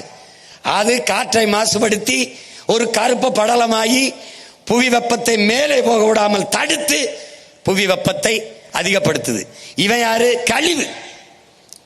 ஆலை கழிவு, சாய கழிவு. பார்த்துக்க கடலை எப்படி மாத்திராம பாரு. இது யாரு? சாயக்கழிவு. இவன் யாரு? ஆலக்கழிவு. இவன் யாரு? சாயக்கழிவு. இவன் யாரு தெரியுதா? டே அவன் யாரா? இந்த பாரு, முதல்ல போனான் தெரியுமா? அவன் யாரு? ஆறுல வந்த தண்ணி. எந்த ஆறுல? காவிரியில. ஒரு ஆள் உயரத்துக்கு சோப்பு நுற மாதிரி வந்தான். அவன் யாருன்னு நினைக்கிற? காவிரியில தண்ணியை திறக்கும் போது அவனுடைய ஆலைகளை எல்லாம் அப்படியே, அவன் ஆலைகளை எல்லாம் அப்படியே அந்த ஆலை கழிவெல்லாம் சேமிச்சு வச்சிருந்து தண்ணி நமக்கு திறக்கும் போது திறந்து விட்டுறான். அப்ப திறந்து விடும்போது தண்ணீரோட சேர்த்து ஆலை கழிவு வந்துருது. அந்த ஆலை கழிவு ஒரு ஆள் 2 ஆள் உயரத்துக்கு நுரையா வருது. அவ்வளவும் விஷம். அந்த விஷம் தண்ணியில் ஓடுது, தரையில பாயுது. தரையில் அது பாய்ஞ்சு அந்த நிலத்துல விளையிறது என்னவா விளையும்? அதை குடிக்கிறோம். எதை குடிக்கிறோம்? அதை நாம குடிக்கிறோம். காடுகளில் நதியை நம்பி வாழ்கிற மான், மயில், கொக்கு, குருவி, யானை, சிங்கம், புலி, கரடி, நண்டு, நத்தை, மீன் எல்லாம் குடிக்குது. எதை குடிக்குதுன்னு பாரு. அப்போ நீருக்கு பதிலாக விஷத்தை உண்டு கொண்டிருக்கான். இப்ப யாரு? இதெல்லாம் எங்க போய் கலக்குது? உன்னுடைய கடலில். இது கடையில ஆலை கழிவு, எண்ணெய் கழிவு. ஒரு தடவை உங்களுக்கு எண்ணூர்ல, என் தங்கச்சிக்கு தெரியும் நினைக்கிறேன், எண்ணூர்ல எண்ணெய் கொட்டிடுச்சு. நாங்கெல்லாம் போய் நின்னதை எடுக்கிறதுக்கு போராடினோம். அப்ப எங்க ஐயா கக்கனுடைய பேத்தி மாவட்ட ஆட்சியராக இருந்தாங்க, பணி செஞ்சுக்கிட்டு இருந்தாங்க. நான் கேட்டேன், வாலிக்கிட்டு அள்ளிக்கிட்டு இருந்தாங்க எண்ணெயை, கடல்ல கொட்டின எண்ணெயை. என்னன்னு கேட்டேன். கப்பலுக்கு கப்பலோட கப்பல் மோதிருச்சுன்னு. தம்பி லாரன்ஸ் படத்துல பேய்க்கும் சண்டையும் வரல, அது மாதிரி கப்பலோட கப்பல் மோதிருச்சு. அது மோதினதுல எண்ணெய் கொட்டிருச்சு. எப்படா இங்கிருந்து வர்ற கப்பலை பார்க்காம மோதிச்சுன்னா அதுக்கு பதில் இல்லை. கொட்டிருச்சு. உலகிலே மிக சின்ன நாடுகளில் கூட கடலிலே எண்ணெய் கொட்டினால் உளங்கூர்தியில், ஹெலிகாப்டரிலே, சிறு விமானங்கள் வானூர்தியிலே வந்து பொடியை தூவுகிறார்கள். வெள்ளையாக ஒரு பொடியை தூவுகிறார்கள். திருப்பி அரை மணி நேரம் வந்து பறந்து வந்து பொடி அந்த மேலே வந்த எண்ணெய் மேலாம் அப்படி திட்டு மாதிரி பறந்துக்கிறது. அப்படியே ஒரு பாய் போல அந்த எண்ணெயை அப்படியே பொடியோட கலந்து சுருட்டிக்கிட்டு பறந்து போயிடுறாங்க. சின்ன நாடுகள்ல காட்சிகள் இருக்கு, நீங்க பார்க்கலாம். ஆனால் இவ்வளவு பெரிய நாடு எண்ணெயை வாளிக்கிட்டு அள்ளிக்கிட்டு இருந்தது. ஒரு வாரம் அள்ளிட்டு எண்ணெயை அள்ளி முடிக்க முடியல, விட்டுட்டாங்க. நான் போய் கேட்டேன், என்னங்க அப்படியே விட்டுட்டு போயிட்டீங்கன்னு. அதுவே சரியாயிரும்ட்டான். அந்த எண்ணெய் தான் நீ இப்ப கொஞ்சம் முன்னாடி பார்த்தது மிதந்தது இல்லை. இதெல்லாம் நீ பார்க்கிற பவள பாறைகள் எப்படி போய் இந்த சாய கழிவு எப்படி உன் கடலை மாசுபடுத்துதுன்னு நீ பார்த்துக்க. உன்னால நான் சொல்லும்போது கற்பனை பண்ண முடியாது. அண்ணன் காட்டிடுறேன் பாரு. இப்ப அடுத்து அணு உலை, நமக்கு உயிரோடு வச்ச கொல்லி. 2 ஆண்டுகளா அணு உலைக்கு எதிராக நம்ம போராடணும். நீ பார்த்த தமிழ்நாட்டில் இடிந்த கரையிலையும் கல்பாக்கத்திலையும் இந்த அணு உலைகள் இருக்கு. அதுல இடிந்த கரையில மிகப்பெரிய அணு உலை நிறுவப்பட்டிருக்கு.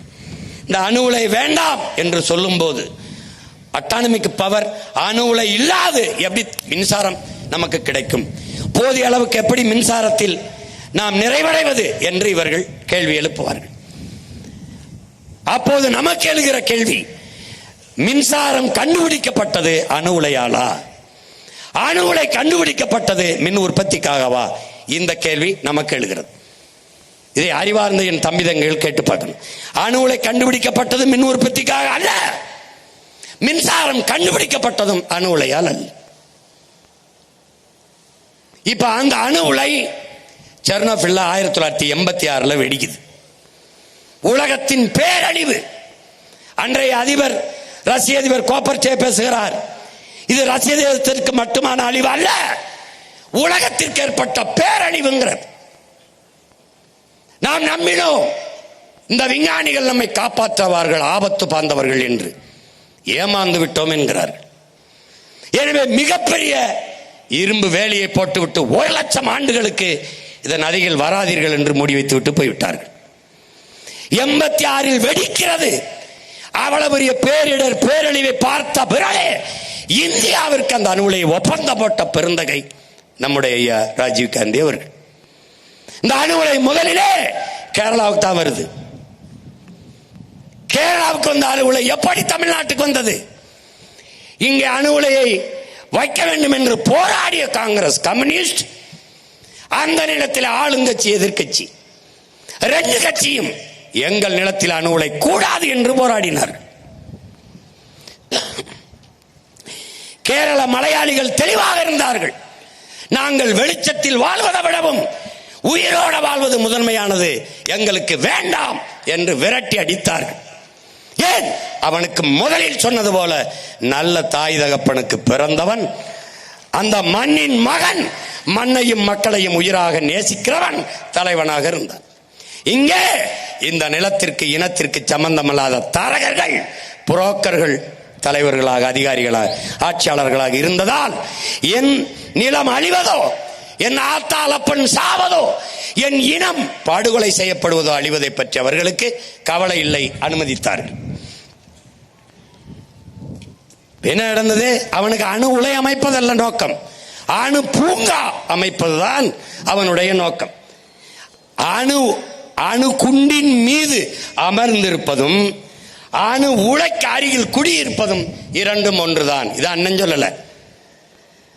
உலகிலே பாதுகாப்பான அணு என்ற ஒன்றே கிடையாது. இதையும் அண்ணன் சொல்லல, அணு விஞ்ஞானிகளே சொல்றான்.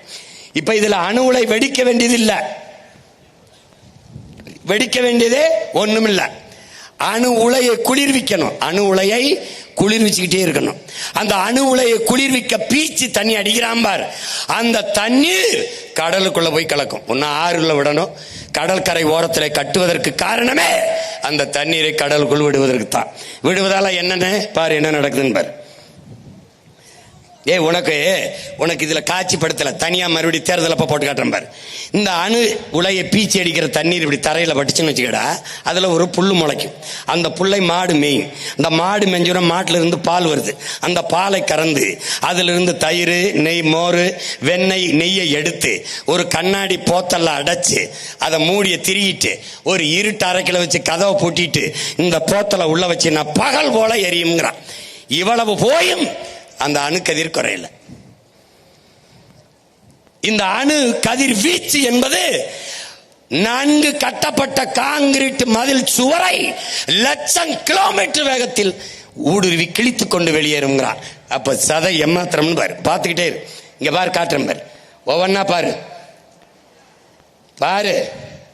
இந்த அணு உலை இதை குளிர வைக்க, இது வெளி புறத்தோற்றம், உள்ளுக்குள்ள பாரு தண்ணீரை குளிர வச்சுக்கிட்டே இருக்கான் பாரு. இந்த தண்ணீர் எங்க உண்டி விடுவான்? கடலுக்குள்ள விடுவான். இது யாரு? செர்னோபில் வெடிப்பு.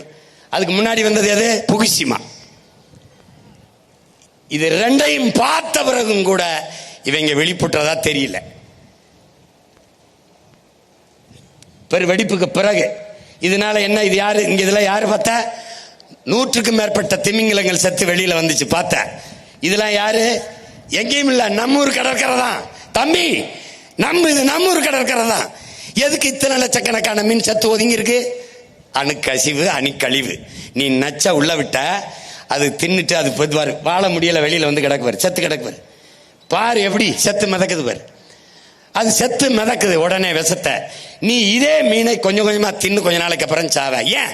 அங்க போகுது, நஞ்சு போகுது. இதை தடுக்கணும்.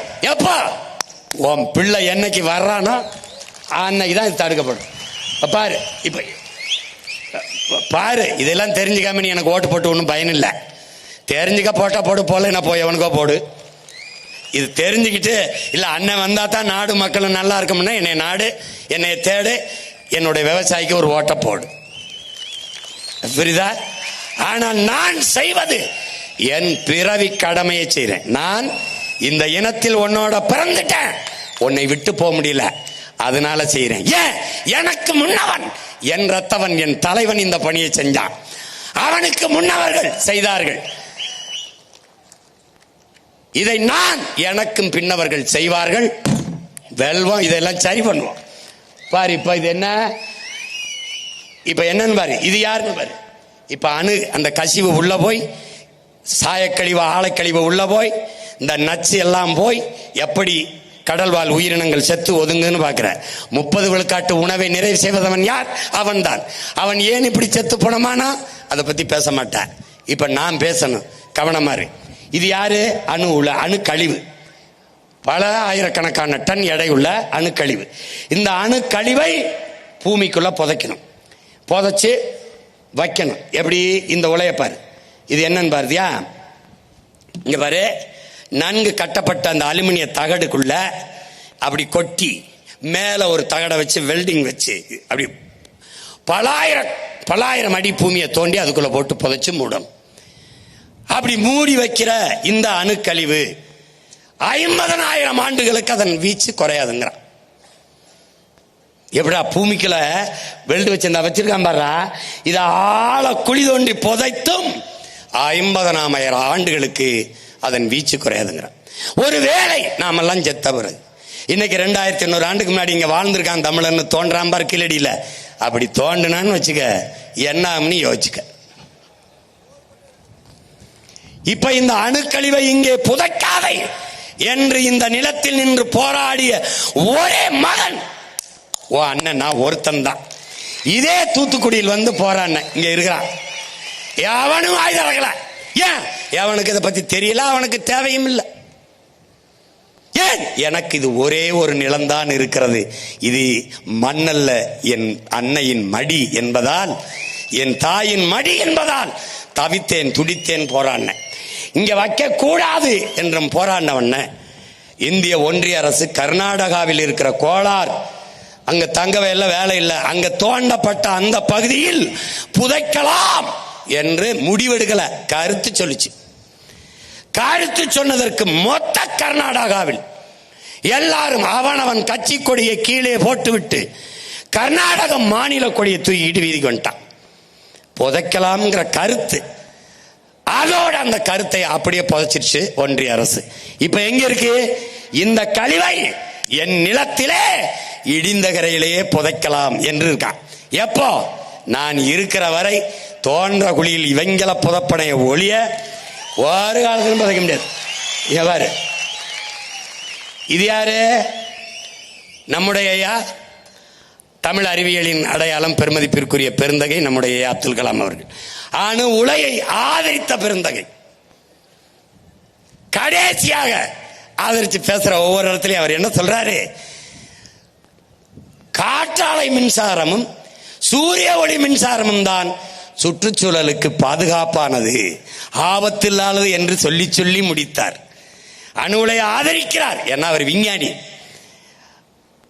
அவர் நாட்டின் மிக உயர்ந்த பதவியில் இருந்தவர், மறுக்க முடியாது.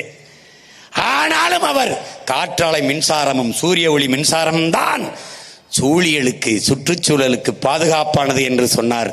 அந்த இடத்தில் அவர் பிள்ளைகள் நின்று கொண்டோம். காற்றாலை, சூரிய ஒளி, கடல் அலை மின்சாரத்தில் நாங்கள் தண்ணீரை அடைவோம், அணு உலை தேவையில்லை. உனக்கு புரியுதுன்னு நினைக்கிறேன்.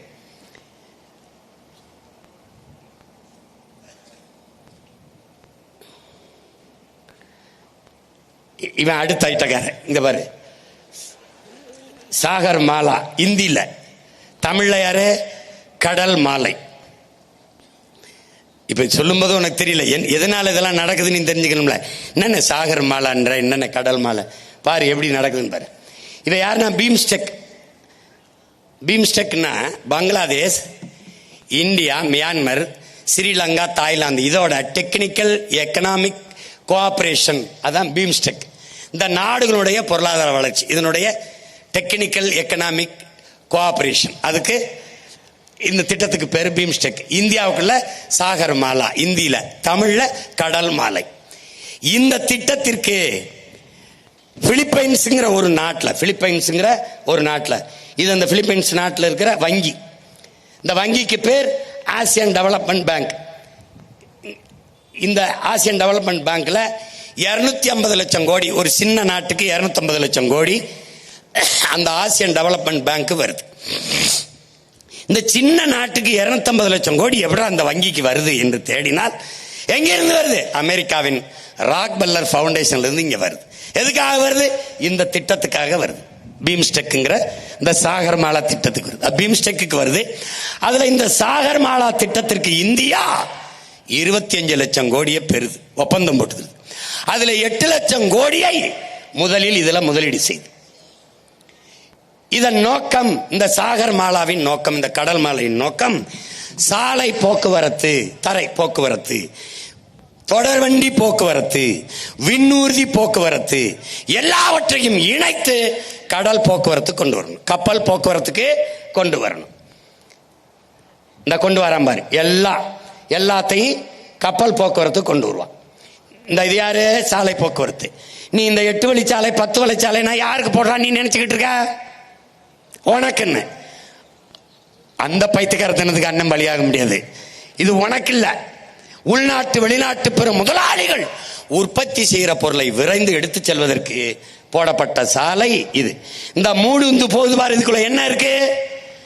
அந்த முதலாளிகள் தயாரிக்கிற உந்துருளி மோட்டர் பைக், கார் இருக்கு. 1 டன் எடையுள்ள காரை தயாரிக்க 4.5 லட்சம் லிட்டர் தண்ணி தேவைப்படுது. மோட்டர் பைக்கு 1 லட்சம் லிட்டருக்கு மேல தண்ணீர் தேவைப்படுது. அந்த முதலாளிகள் அவன் நாட்டில் தண்ணீரை அப்படியே வச்சுட்டு என் நாட்டில் வந்து வேட்டையாடுறான். வேட்டையாடி உற்பத்தி செய்கிற பொருளுக்கு விரைந்து எடுத்து செல்ல இந்த சாலை போக்குவரத்து பயன்படலை, விண்ணூர்தி போக்குவரத்து பயன்படலை, தொடர்வண்டி போக்குவரத்து பயன்படலை. அதனால கப்பல் போக்குவரத்துக்கு வந்துடலாம். இந்த பார் கண்டெய்னர் எங்க ஏத்துறான் பார் ராஜா, பார்த்துக்க. ஏற்கனவே இங்க சென்னை துறைமுகம், இதுல 38 விழுக்காடு தான் வேலை நடக்குது. அடுத்து நம்ம தாத்தா காமராஜர் பேர்ல இருக்கிறதுல 58 விழுக்காடு வேலை நடக்குது. அடுத்து நம்ம பாட்டன் வாவு சிதம்பரனார் பேர்ல இருக்கிறதுல 55 விழுக்காடு தான் அந்த துறைமுகத்தில் வேலை நடக்குது. நல்லா கவனிச்சுக்க. 3 இயற்கை துறைமுகங்கள் நமக்கு இருக்கு. அதுலயே 38, 58, 55 விழுக்காடு தான் வேலை நடக்குது. எந்த இடத்திலையும் ஏற்றுமதி ஆகாமல் பொருட்களோ இறக்குமதி ஆகாமல் பொருட்களோ தேங்கி நிக்கல. அப்ப புதிதாக துறைமுகம் எதுக்கு பதில் இல்லை. இப்ப என்ன நடக்குது? இந்த LNT 330 ஏக்கர்ல இந்த துறைமுகத்தை வச்சிருக்கான், எடுத்திருக்கான் லீஸுக்கு. இதை விரிவாக்க, புதுசா ஒண்ணு தொடங்க முடியாது, விரிவாக்கம் செய்து கொள்ளலாம். யார்கிட்ட ஒப்பந்தம்? அன்னைக்கு இருந்த முதல்வர் ஐயா கருணாநிதி அவர்கள் அதானி குழுமத்துக்கு இந்த ஒப்பந்தத்தை கொடுக்கிறார். இந்த 320 ஏக்கரில் இருந்து 6111 ஏக்கர் இந்த துறைமுகத்தை விரிவாக்கம் செய்து கொள்ளலாம் என்று ஒப்பந்தம் போடுகிறார். அதுதான் காட்டுப்பள்ளி துறைமுகம். இங்க பார், இவன் எதுக்குடா இவ்வளவு பெரிய துறைமுகம் நீ கேட்டால் உன்னிடத்தில் சொல்வார்கள் ஏற்றுமதி செய்வோம் இறக்குமதி செய்வோம் என்பார்கள். அடுத்த கேள்வி நம்ம என்ன கேட்போம்? எதை ஏற்றுமதி செய்வீர்கள், எதை இறக்குமதி செய்வீர்கள்? என் நாட்டின், என் நிலத்தின் வளத்தை எல்லாம் ஏற்றுமதி செய்வார்கள். பாரு, மீத்தேனு, ஈத்தேனு, நிலக்கரி எல்லாவற்றையும் ஏற்றுமதி செய்வார்கள். எதை இறக்குமதி செய்வார்கள்? காரு ஏற்றுமதி, இங்க முட்டை ஏற்றுமதி. எதை இறக்குமதி? வெங்காயம், பருப்பு. இந்த வெங்காயம் பருப்பை கூட நமக்கு விளைய வச்சு தர முடியாத பருப்புக்கிட்டையும் வெங்காயத்துக்கிட்டையும் நாட்டை கொடுத்துட்டு நீ இப்ப பொங்கலுக்கு 3000 தருவேன், போய் ரேஷன் கடையில் மண்டியை போட்டுக்கிட்டு நில்லு. 1 முளை கரும்பு தருவானா, அப்படியே 1 முளை கயிறு தருவான், வாங்கி தூக்கில் போட்டு தொங்கு. பாரு பாரா, வெங்காயம் பருப்பு இறங்குதுடா. எப்படி? இப்ப எதுக்காக இந்த காட்டுப்பள்ளி துறைமுகம் புரியுது. அது போக ஏற்கனவே கொச்சின்ல இருக்கு, திருவனந்தபுரத்தில் இயற்கை துறைமுகம் இருக்கு. அது போக விழிஞத்தில் 8000 கோடிக்கு முதல்ல வந்து அதானி துறைமுகம் கட்டுறாப்புல. அந்த துறைமுகத்துக்கு 80 லட்சம் டன் கற்களை கொட்டி மேவனம். அந்த 80 லட்சம் டன் கற்கள் என் நிலம் கன்னியாகுமரியிலிருந்து வெட்டி எடுத்துட்டு போகப்படுது. அவன் ஊர்ல மலை இருக்கா? இருக்கு. எந்த மலை? இதே மேற்கு தொடர்ச்சி மலையின் தொடக்கம் அங்கதான். அவன் மலையை வெட்டாம ஏன் மலையை வெட்டான்? அதே சேம் டயலாக் தான். நல்லா ஆத்தாளுக்கு அப்பனுக்கும் உனக்கு புரியுதுன்னு நினைக்கிறேன். டேய், சிற்றணையில 4 மரத்தை வெட்டி தூர்வாரிக்கிற அனுமதிக்காத. அவன் மரத்தை வெட்டினால் நட்டு வளர்க்கலாம், அனுமதிக்கல. மலையை வெட்டினால் ஒன்றும் செய்ய முடியாது, வெட்ட அனுமதிக்கிறா யார்? இவன். ஏன்? அவன் மலை இல்லை, எனக்கு மலை இல்லை, என் தாயின் முளை, அதனால நான் கதறேன். அவன் சிரிக்கிறான். புரியுதா? நினைக்க புரியுதா? இப்ப இங்க கன்னியாகுமரியில் தோண்டின பள்ளத்தை ஏன் அப்படியே வச்சிருக்கேன்? எவன் அந்த கற்குவாரியில தோண்டினானோ அவனையெல்லாம் அங்க போட்டு மூடுறதுக்கு தான் வச்சிருக்கேன். புரியுதா? அதான் அந்த இடத்துல இப்ப காட்டுப்பள்ளியில 6011 ஏக்கர்ல செயற்கை துறைமுகத்தை கட்டினால் மறுபடியும் அந்த கடற்பரப்பை மூட என் மலையை வெட்டுவான். செயற்கையா கற்களை கொட்டி மூடுவான். பல கோடிக்கணக்கான நுண்ணுயிர்கள் சாகும். அங்கே என் கடல் சிதைத்து அழிக்கப்படும். கடல் என்பது கடல் அல்ல, என் தாயின் மடி என்பதை தமிழ் இளம் தம்பி தங்கைகள் புரிந்து கொள்ளும். எதற்கு துறைமுகத்தை எதுக்குறா? எதற்கு இதை எதுக்குறா? இதெல்லாம் வளர்ச்சிக்கு எதிரே பைத்தியக்காரா. ஏற்கனவே இருக்கிற துறைமுகத்திலே பணி நடக்கல, 50 விழுக்காடு தான் நடக்கிறது. பிறகு எதற்காக 6111 ஏக்கர்ல தனியார் முதலாளி கட்டுகிறார்? அதான் கேள்வி. எதற்காக? முதலாளிகளின் வேட்டைக்காக. சாகர் மாலா என்கிற கடல் மாலை. அதனால் கடற்கரை ஓரங்களில் வாழ்கிற என் மீனவ சொந்தங்களை வெளியேற்றான். விரைந்து செல்ல சாலை போட 12 காலமாக வாழ்கிற பூர்வ குடிகளை வெளியேற்றான். அங்கே படகை நிறுத்தாதே வெளியேற்றான். மீனை பிடிக்க முடியாத நெருக்கடிக்கு எங்களை ஆளாக்குறான். பார் என்ன நடக்குது. நில வேளாண்மை போல கடல் வேளாண்மை செய்தவர்கள் யார்? எம் இன சொந்தங்கள் மீனவர்கள். பாரு, இதுவரைக்கும் எல்லை தாண்டி வந்தோம் என்று சிங்கள ராணுவத்தால் 840க்கும் மேற்பட்ட மீனவர்கள் கொன்றொழிக்கப்பட்டிருக்கார்கள். 840க்கும் மேற்பட்ட மீனவர்கள். பார்த்துக்க. இந்தியாவின் வலிமை மிக்க கடற்படை உலகத்தின் வலிமை மிக்க 6வது கடற்படை இந்திய கடலுக்குள்ளே நிற்குது. எதற்கு? பாதுகாப்பு பணியை செய்ய. சொந்த நாட்டு மக்களை இன்னொரு நாட்டு ராணுவம் சுட்டுக் கொள்ளும் போது தடுத்து பாதுகாக்காத இந்த ராணுவம் என்ன செய்தது என்ற கேள்வியை இந்த நிலத்தில் ஒரே ஒரு மகன், உன் உடன் பிறந்தான் மட்டும்தான் திரும்ப திரும்ப கேட்டுக்கொண்டிருக்கிறேன். குஜராத் மீனவனை பாகிஸ்தான் கடற்படை ராணுவம் கைது செய்கிறது. இந்திய கடற்படை ராணுவம் விரட்டி கொண்டு போய் தடுத்து அந்த மீனவனை மீட்டுக் கொண்டு வருகிறது. அப்படி ஒரு செயலை இந்த கடலுக்குள் என் மீனவ சொந்தங்களை சிங்களன் சிறைபிடிக்கும் போதோ, என் படகை பறிக்கும் போதோ, எங்களை சுட்டுக் கொள்ளும் போதோ தடுத்து பாதுகாத்தது என்ற செய்தியை நீங்கள் கேட்டதுண்டா? பார்த்ததுண்டா? பாருங்கள். எத்தனை 840க்கும் மேற்பட்ட உயிர்கள். இந்த காட்சியை பாருங்கள். என் உடன் பிறந்தார்களே, 12 நம் உடன் பிறந்தார்களே, நம் அண்ணன் தம்பிகளை ஒரே சங்கிலியில் பூட்டி இழுத்துக் கொண்டு போய் எவ்வளவு அவமதிக்கிறான் என்பதை நீங்கள் பாருங்கள். எவ்வளவு 12 பேரை இங்கே பாருங்கள். மொட்டை அடிக்கிறான். இந்த மொட்டை அடிப்பது எனக்கல்ல அவமானம், இந்த நாட்டை ஆள்கிற தலைவர்களுக்கு அவமானம், இந்த இனத்திற்கு அவமானம், இந்த நாட்டை ஆளுகிற பிரதமர் முதல்வர்களுக்கு ஏற்படுத்திய அவமானம். உன் நாட்டின் குடிமகனை இன்னொரு நாடு தலைமுடியை வலித்து அவமதிக்குது என்றால் அது உங்களுக்கான அவமதிப்பு இல்லையா? இந்த நாட்டுக்கான அவமதிப்பு இல்லையா? அறிவார்ந்த தமிழ் சமூக மக்கள் சிந்திங்க. இந்த படகை பறித்து கொண்டு போய் பல லட்சக்கணக்கான அந்த விலை மதிப்புள்ள இந்த படகை பறித்து கொண்டு என் மக்களின் வாழ்வாதாரமாக இருக்கிற இந்த படகை பறித்து கொண்டு போய் அரசுடைமாக்கி ஏலம் விடுகிறது சிங்கள அரசு. இன்னும் எத்தனை காலத்திற்கு எங்களை சிறைப்படுத்தி எல்லை தாண்டி வருகிறான், எல்லை தாண்டி வருகிறான். ஏதோ மீனவர்கள் எம் இன சொந்தங்கள் சிங்களர்களின் கடற்பரப்பில் மீனை திருட வந்தது போல திரும்ப திரும்ப அந்த குற்றச்சாட்டை வைத்து எங்களை சிறைபிடித்துக் கொண்டே இருக்கிறார். இது இந்திய கடற்படை. இங்கே பாருங்கள், இது சென்னை மெரினா கடற்கரையில் இந்த விண்வெளியில் வித்தை காட்டுகிறது இந்திய ராணுவம். தன்னுடைய வானூர்தி வலிமையை காட்டுது, விண்படை வலிமையை அப்படியே குட்டிக்காரன் அடிக்குது, வித்தை காட்டுது. இதையெல்லாம் 15 நாளுக்கு ஒரு தடவை கடலுக்குள்ள காட்டியிருந்தால் சிங்களன் எங்களை தொட பயந்திருப்பான். இந்த விண்வெளி வித்தையில 15 பேர் செத்து போனான். அந்த செத்தவனுக்கு 1 ரூபா காசு கொடுக்கல. புரியுதா? இந்த வித்தையை பாரு எப்படி டைவ் அடிக்குதுன்னு பாரு. டே பாரு, அடிக்குது பாரு. இதெல்லாம் நல்லா காட்டும்டா.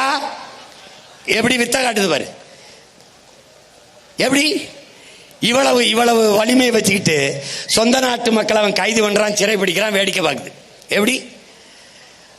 அப்போ குரங்கணியில தீ பிடிச்சி செத்தான் இந்த வித்தக்காரன் வரல.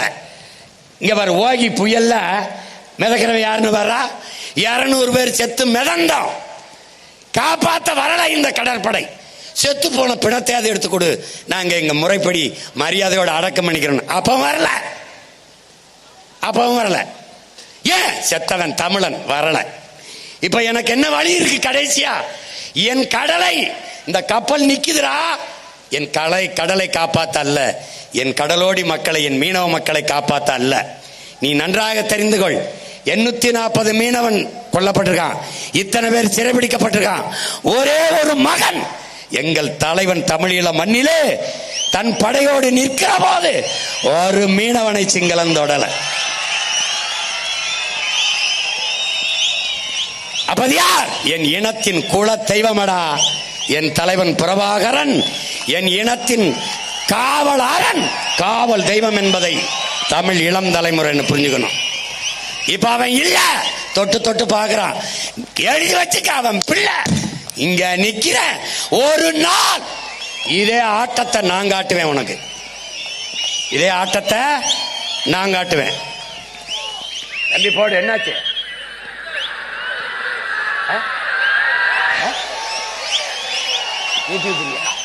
போராடே போரா, போடு போடு. எவாரா உன் உடன் பிறந்தானுக்கு, நீ பெற்ற பிள்ளைக்கு எனக்கு இருக்கிற ஒரே வாய்ப்பு, என்னுடைய ராணுவம் என்னை காப்பாத்தல, என் மக்களை, என் கடலை காப்பாத்தல. நீ கோஸ்ட் கார்டுன்னு போட்ட அது வேஸ்ட் கார்டு ஆயிடுச்சு. உன்னுடைய ரோந்து படை, உன்னுடைய கடலோர காவல் படையெல்லாம் பத்தல. இப்ப பிரபாகரமாக என்ன செய்யறேன்? நெய்தல் படை என்ற ஒன்றை காட்டுறேன். பாரு, நெய்தல் படை பாத்துக்க. இந்த நெய்தல் படை காட்டுறேன். இந்த நெய்தல் படை எல்லாம் சொல்லுவான், என்ன நெய்தல் படுறேன்னு. டே அங்க போடா, நீ ஆத்தால போய் அக்கா தங்கச்சி சாகிறத, தாலி இருக்கிறத வேடிக்கை பார்த்த. நான் வந்திருக்கிறது என் அக்கா தங்கச்சி தாலி இருக்கிறது இல்ல, தாலி அறுத்தவன் தலைய இருக்க வர்றேன். நீ இந்த சேட்டை மயிரெல்லாம் வேற எங்கேயாவது வச்சுக்க. இங்க பாரு, இங்க பாரு, நெய்தல் படை காட்ட. பல ஆயிரக்கணக்கில் மீனவர்களை எடுக்கிறேன். எங்க வேற யாருக்கும் வேலை இல்லை. நெய்தல் படையிலே மீனவர்களுக்கு கல்வி தகுதியெல்லாம் கேட்கல. படகோட்ட தெரியுமா, நீச்சல் தெரியுமா, வா படைக்கு பயிற்சி கொடுக்குறோம். எப்படி? உலகத்தில் சிறந்த பயிற்சி கொடுக்குறோம். கருவியை கையில கொடுக்குறோம். போடா, மீன பின்னாடியே போடா. அவன் தொட்டா தூக்குடா, தூக்குடா, தூக்குடா. பாரா, சர்வதேச பிரச்சனையா மாத்திரண்டா. இன்னைக்கு இந்த இடத்துல இருந்து கத்துற மகனை யாரு கணக்கில் எடுக்கல. கூண்டுக்குள் இருந்து இந்த சேவல் கூவதால் நீ கணக்கில் எடுக்கல. விரைவிலே கூரை மேல ஏறி கூவேன். உலகம் என்னை திரும்பி பார்க்கும். இதே பிரச்சனைக்கு என்கிட்ட பேச நீ வருவ, நான் வர வைப்பேன். இல்ல, நான் பிரபாகரன் மகன்ல. நீ எழுதி வச்சுக்க. நீ பாரு, நீ பாரு பாரு, உனக்கு ஒரு திமிர் வரணும். ஒரு நாள் உண்மையிலே யார் தெரியுமாடா? நம்ம உலகத்தின் முதல் கடற்படை கண்ட அரசேந்திர சோழனின் பேரனும் பேத்தியலும்டா. கடல் பட கண்ட பெருமாவீரன் பிரபாகரனின் பிள்ளைகள். ஏய், இன்னைக்கு தாண்டா அது இந்திய பெருங்கடல் வாங்கிப்பின்றான். அது சோழன் லேக்கடா, படகோட்டி விளையாடிட்டு இருந்திருக்கான்டா நம்ம பாட்டேன் அரசேந்திரன். அவன் பிள்ளைகள்டா நம்ம. கட்டம்டா நெய்தல் படைய.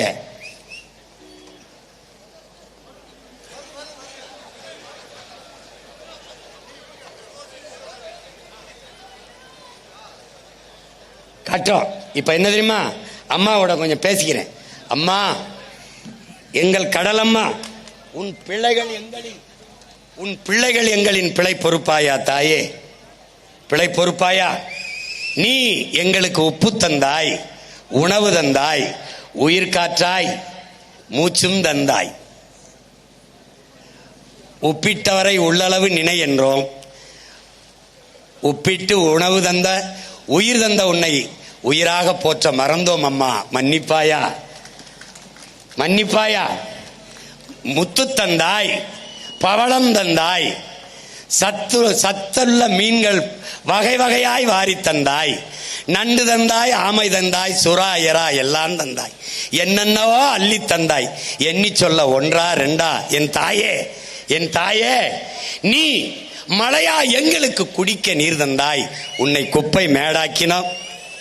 குளிக்க நீர் தந்தாய், நாங்கள் குளித்தோம், உன்னை அழுக்காக்கினோம். என் அம்மா,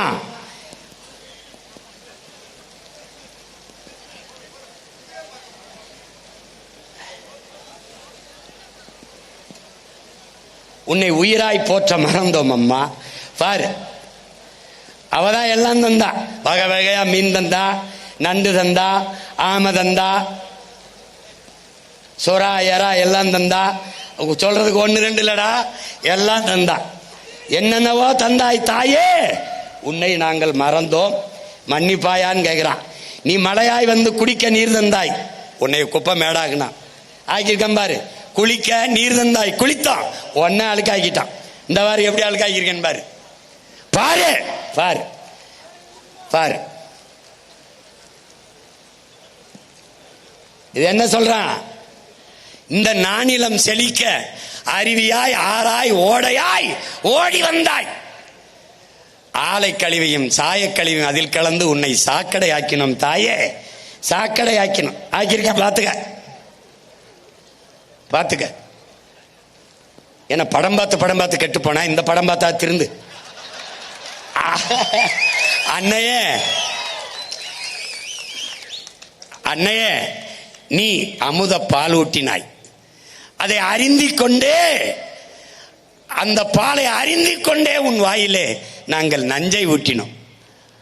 இந்தவர் எப்படி நஞ்சை ஊத்திருக்கா பாரா. டேய் பாரா.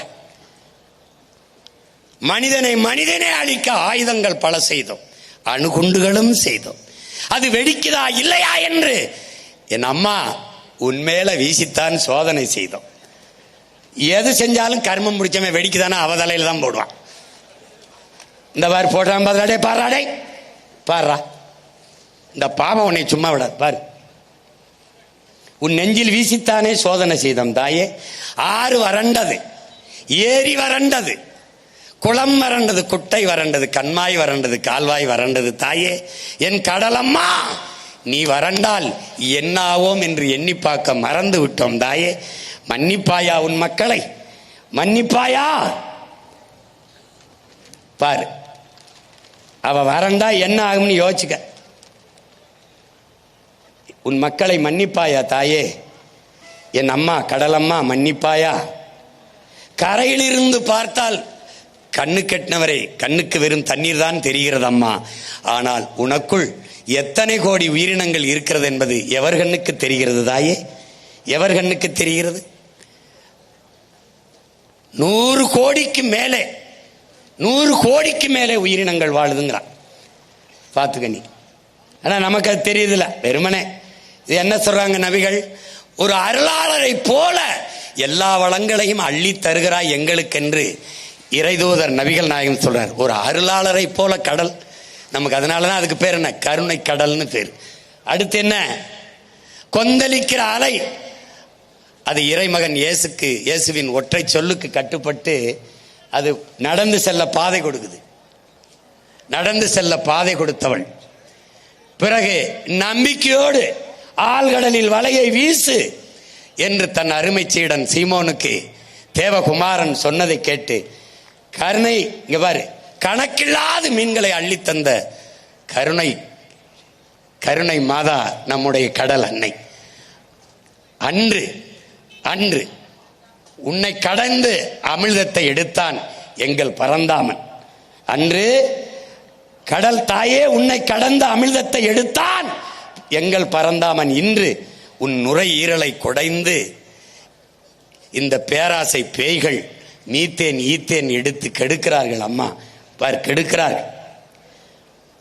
அன்று உன்னை கடந்து சென்று உலகின் பல்வேறு நிலப்பரப்புகளை வென்று பேரரசை அமைத்தான் எங்கள் பெரும்பாட்டன் அரசேந்திரன். அவன் பேரன் எங்கள் தலைவன். அன்னையே உன் மடியில் நின்று, புறவாகரன் என்ற பெருமறவன் உன் மடியில் நின்று படை கட்டித்தானே என் மண்ணையும் மக்களையும் மானத்தையும் காத்து நின்றான். அவன் கடல் படை கண்டு நம்முடைய மண்ணையும் மானத்தையும் மக்களையும் காத்து நின்றான். தாயே, உன் அன்பு பிள்ளைகள் இன்று கரையோரம் நின்று அவன் பிள்ளைகள் உன் மக்கள் கரையோரம் நின்று கலங்கி நிற்கிறோம். தாயே, கலங்கி நிற்கிறோம். வள வேட்டைக்கு வெறிகொண்டு அலையும் இந்த வல்லாதிக்க வல்லூர்களிடம் இருந்து உன்னையும் இந்த மண்ணையும் காக்க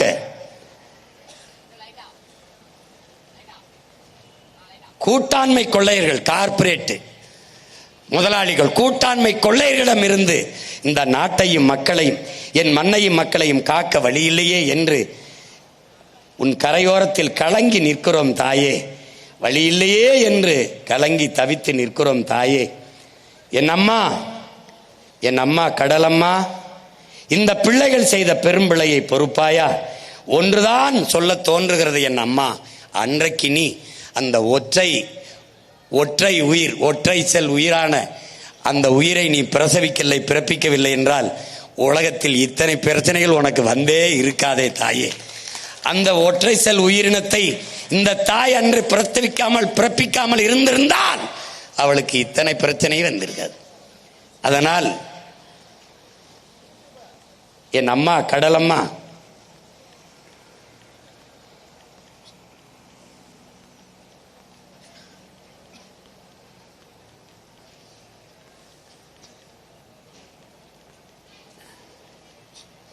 உன்னை காக்க, இந்த மண்ணை காக்க உன் பிள்ளைகள் உன்னிடத்தில் வந்து நிற்கிறோம் அம்மா. ஆதி நீயே, எங்கள் ஆழி தாயே. கடல் சூழ் உலகு காப்பதே அழகு என்று உன் பிள்ளைகள் உன் கரையில் நின்று கலங்கி நிற்கிறோம் அம்மா. உன்னையும் இந்த மண்ணையும் மக்களையும் காப்பாற்றுவதற்கு வலிமையை தா. வாழி ஆழி, எங்கள் ஆதி தாயே, ஆழி தாயே. வாழ்க நீ, வாழ்க. கடல் வளம் காப்போம், மீனவர் வாழ் உரிமையை பாதுகாப்போம். மண்ணையும் மக்களையும் மீட்க காக்க 26 தேர்தலிலே களத்திலே 3 மடங்கு வெறியோடு களத்திலே நிற்போம். உறுதியாக வெல்லுவோம். இதை உலகிற்கு சொல்லுவோம். நம் இலக்கு ஒன்றுதான், இனத்தின் விடுதலை. இனம் ஒன்றாவோம், இலக்கை வென்றாவோம். தமிழ் தாய் வாழ்க, தலைவர் பிரபாகரன் வாழ்க. வாழ்க நீயே ஆளி தாயே. நன்றி, வணக்கம். நாம் தமிழர்.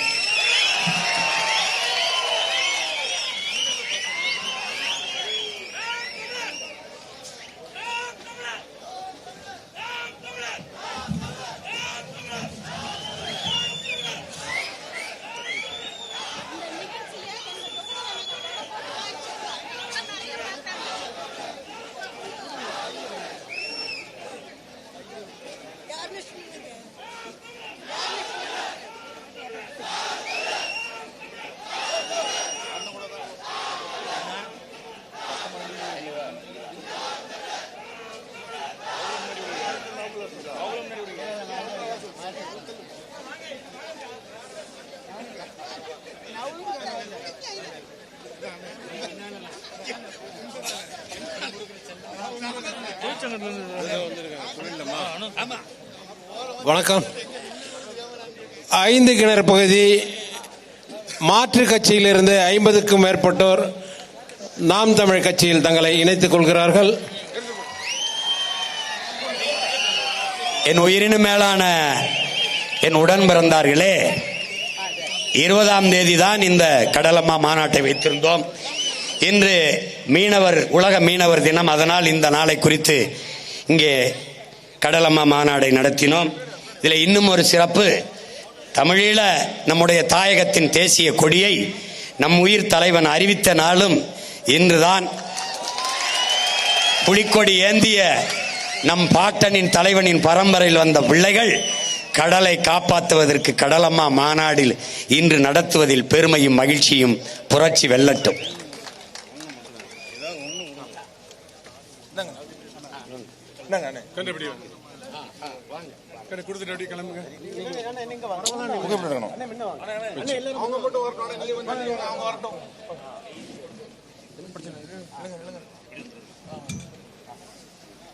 நீங்க யாரு? சரி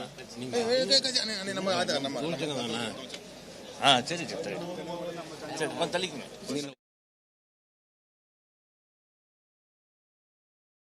மட்டும் உறுப்பினர் அட்டை அண்ணன் வழங்கும்.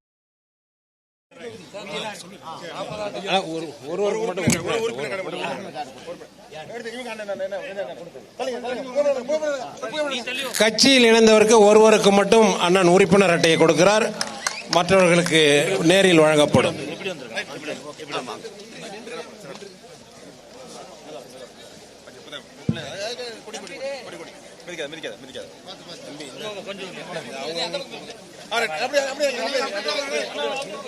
நடக்கவிருக்கிற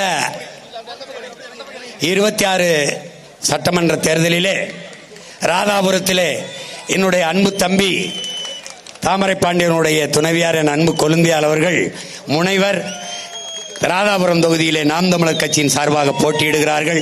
அவருடைய வெற்றிக்கு என்னுடைய வாழ்த்துக்கள். மற்ற தொகுதி வேட்பாளர்களை என்னுடைய வீர பெரும்பாட்டியார் வேலு நாச்சியார் நினைவு போற்றும் கூட்டத்தில் அறிவிக்கிறேன். நன்றி, வணக்கம்.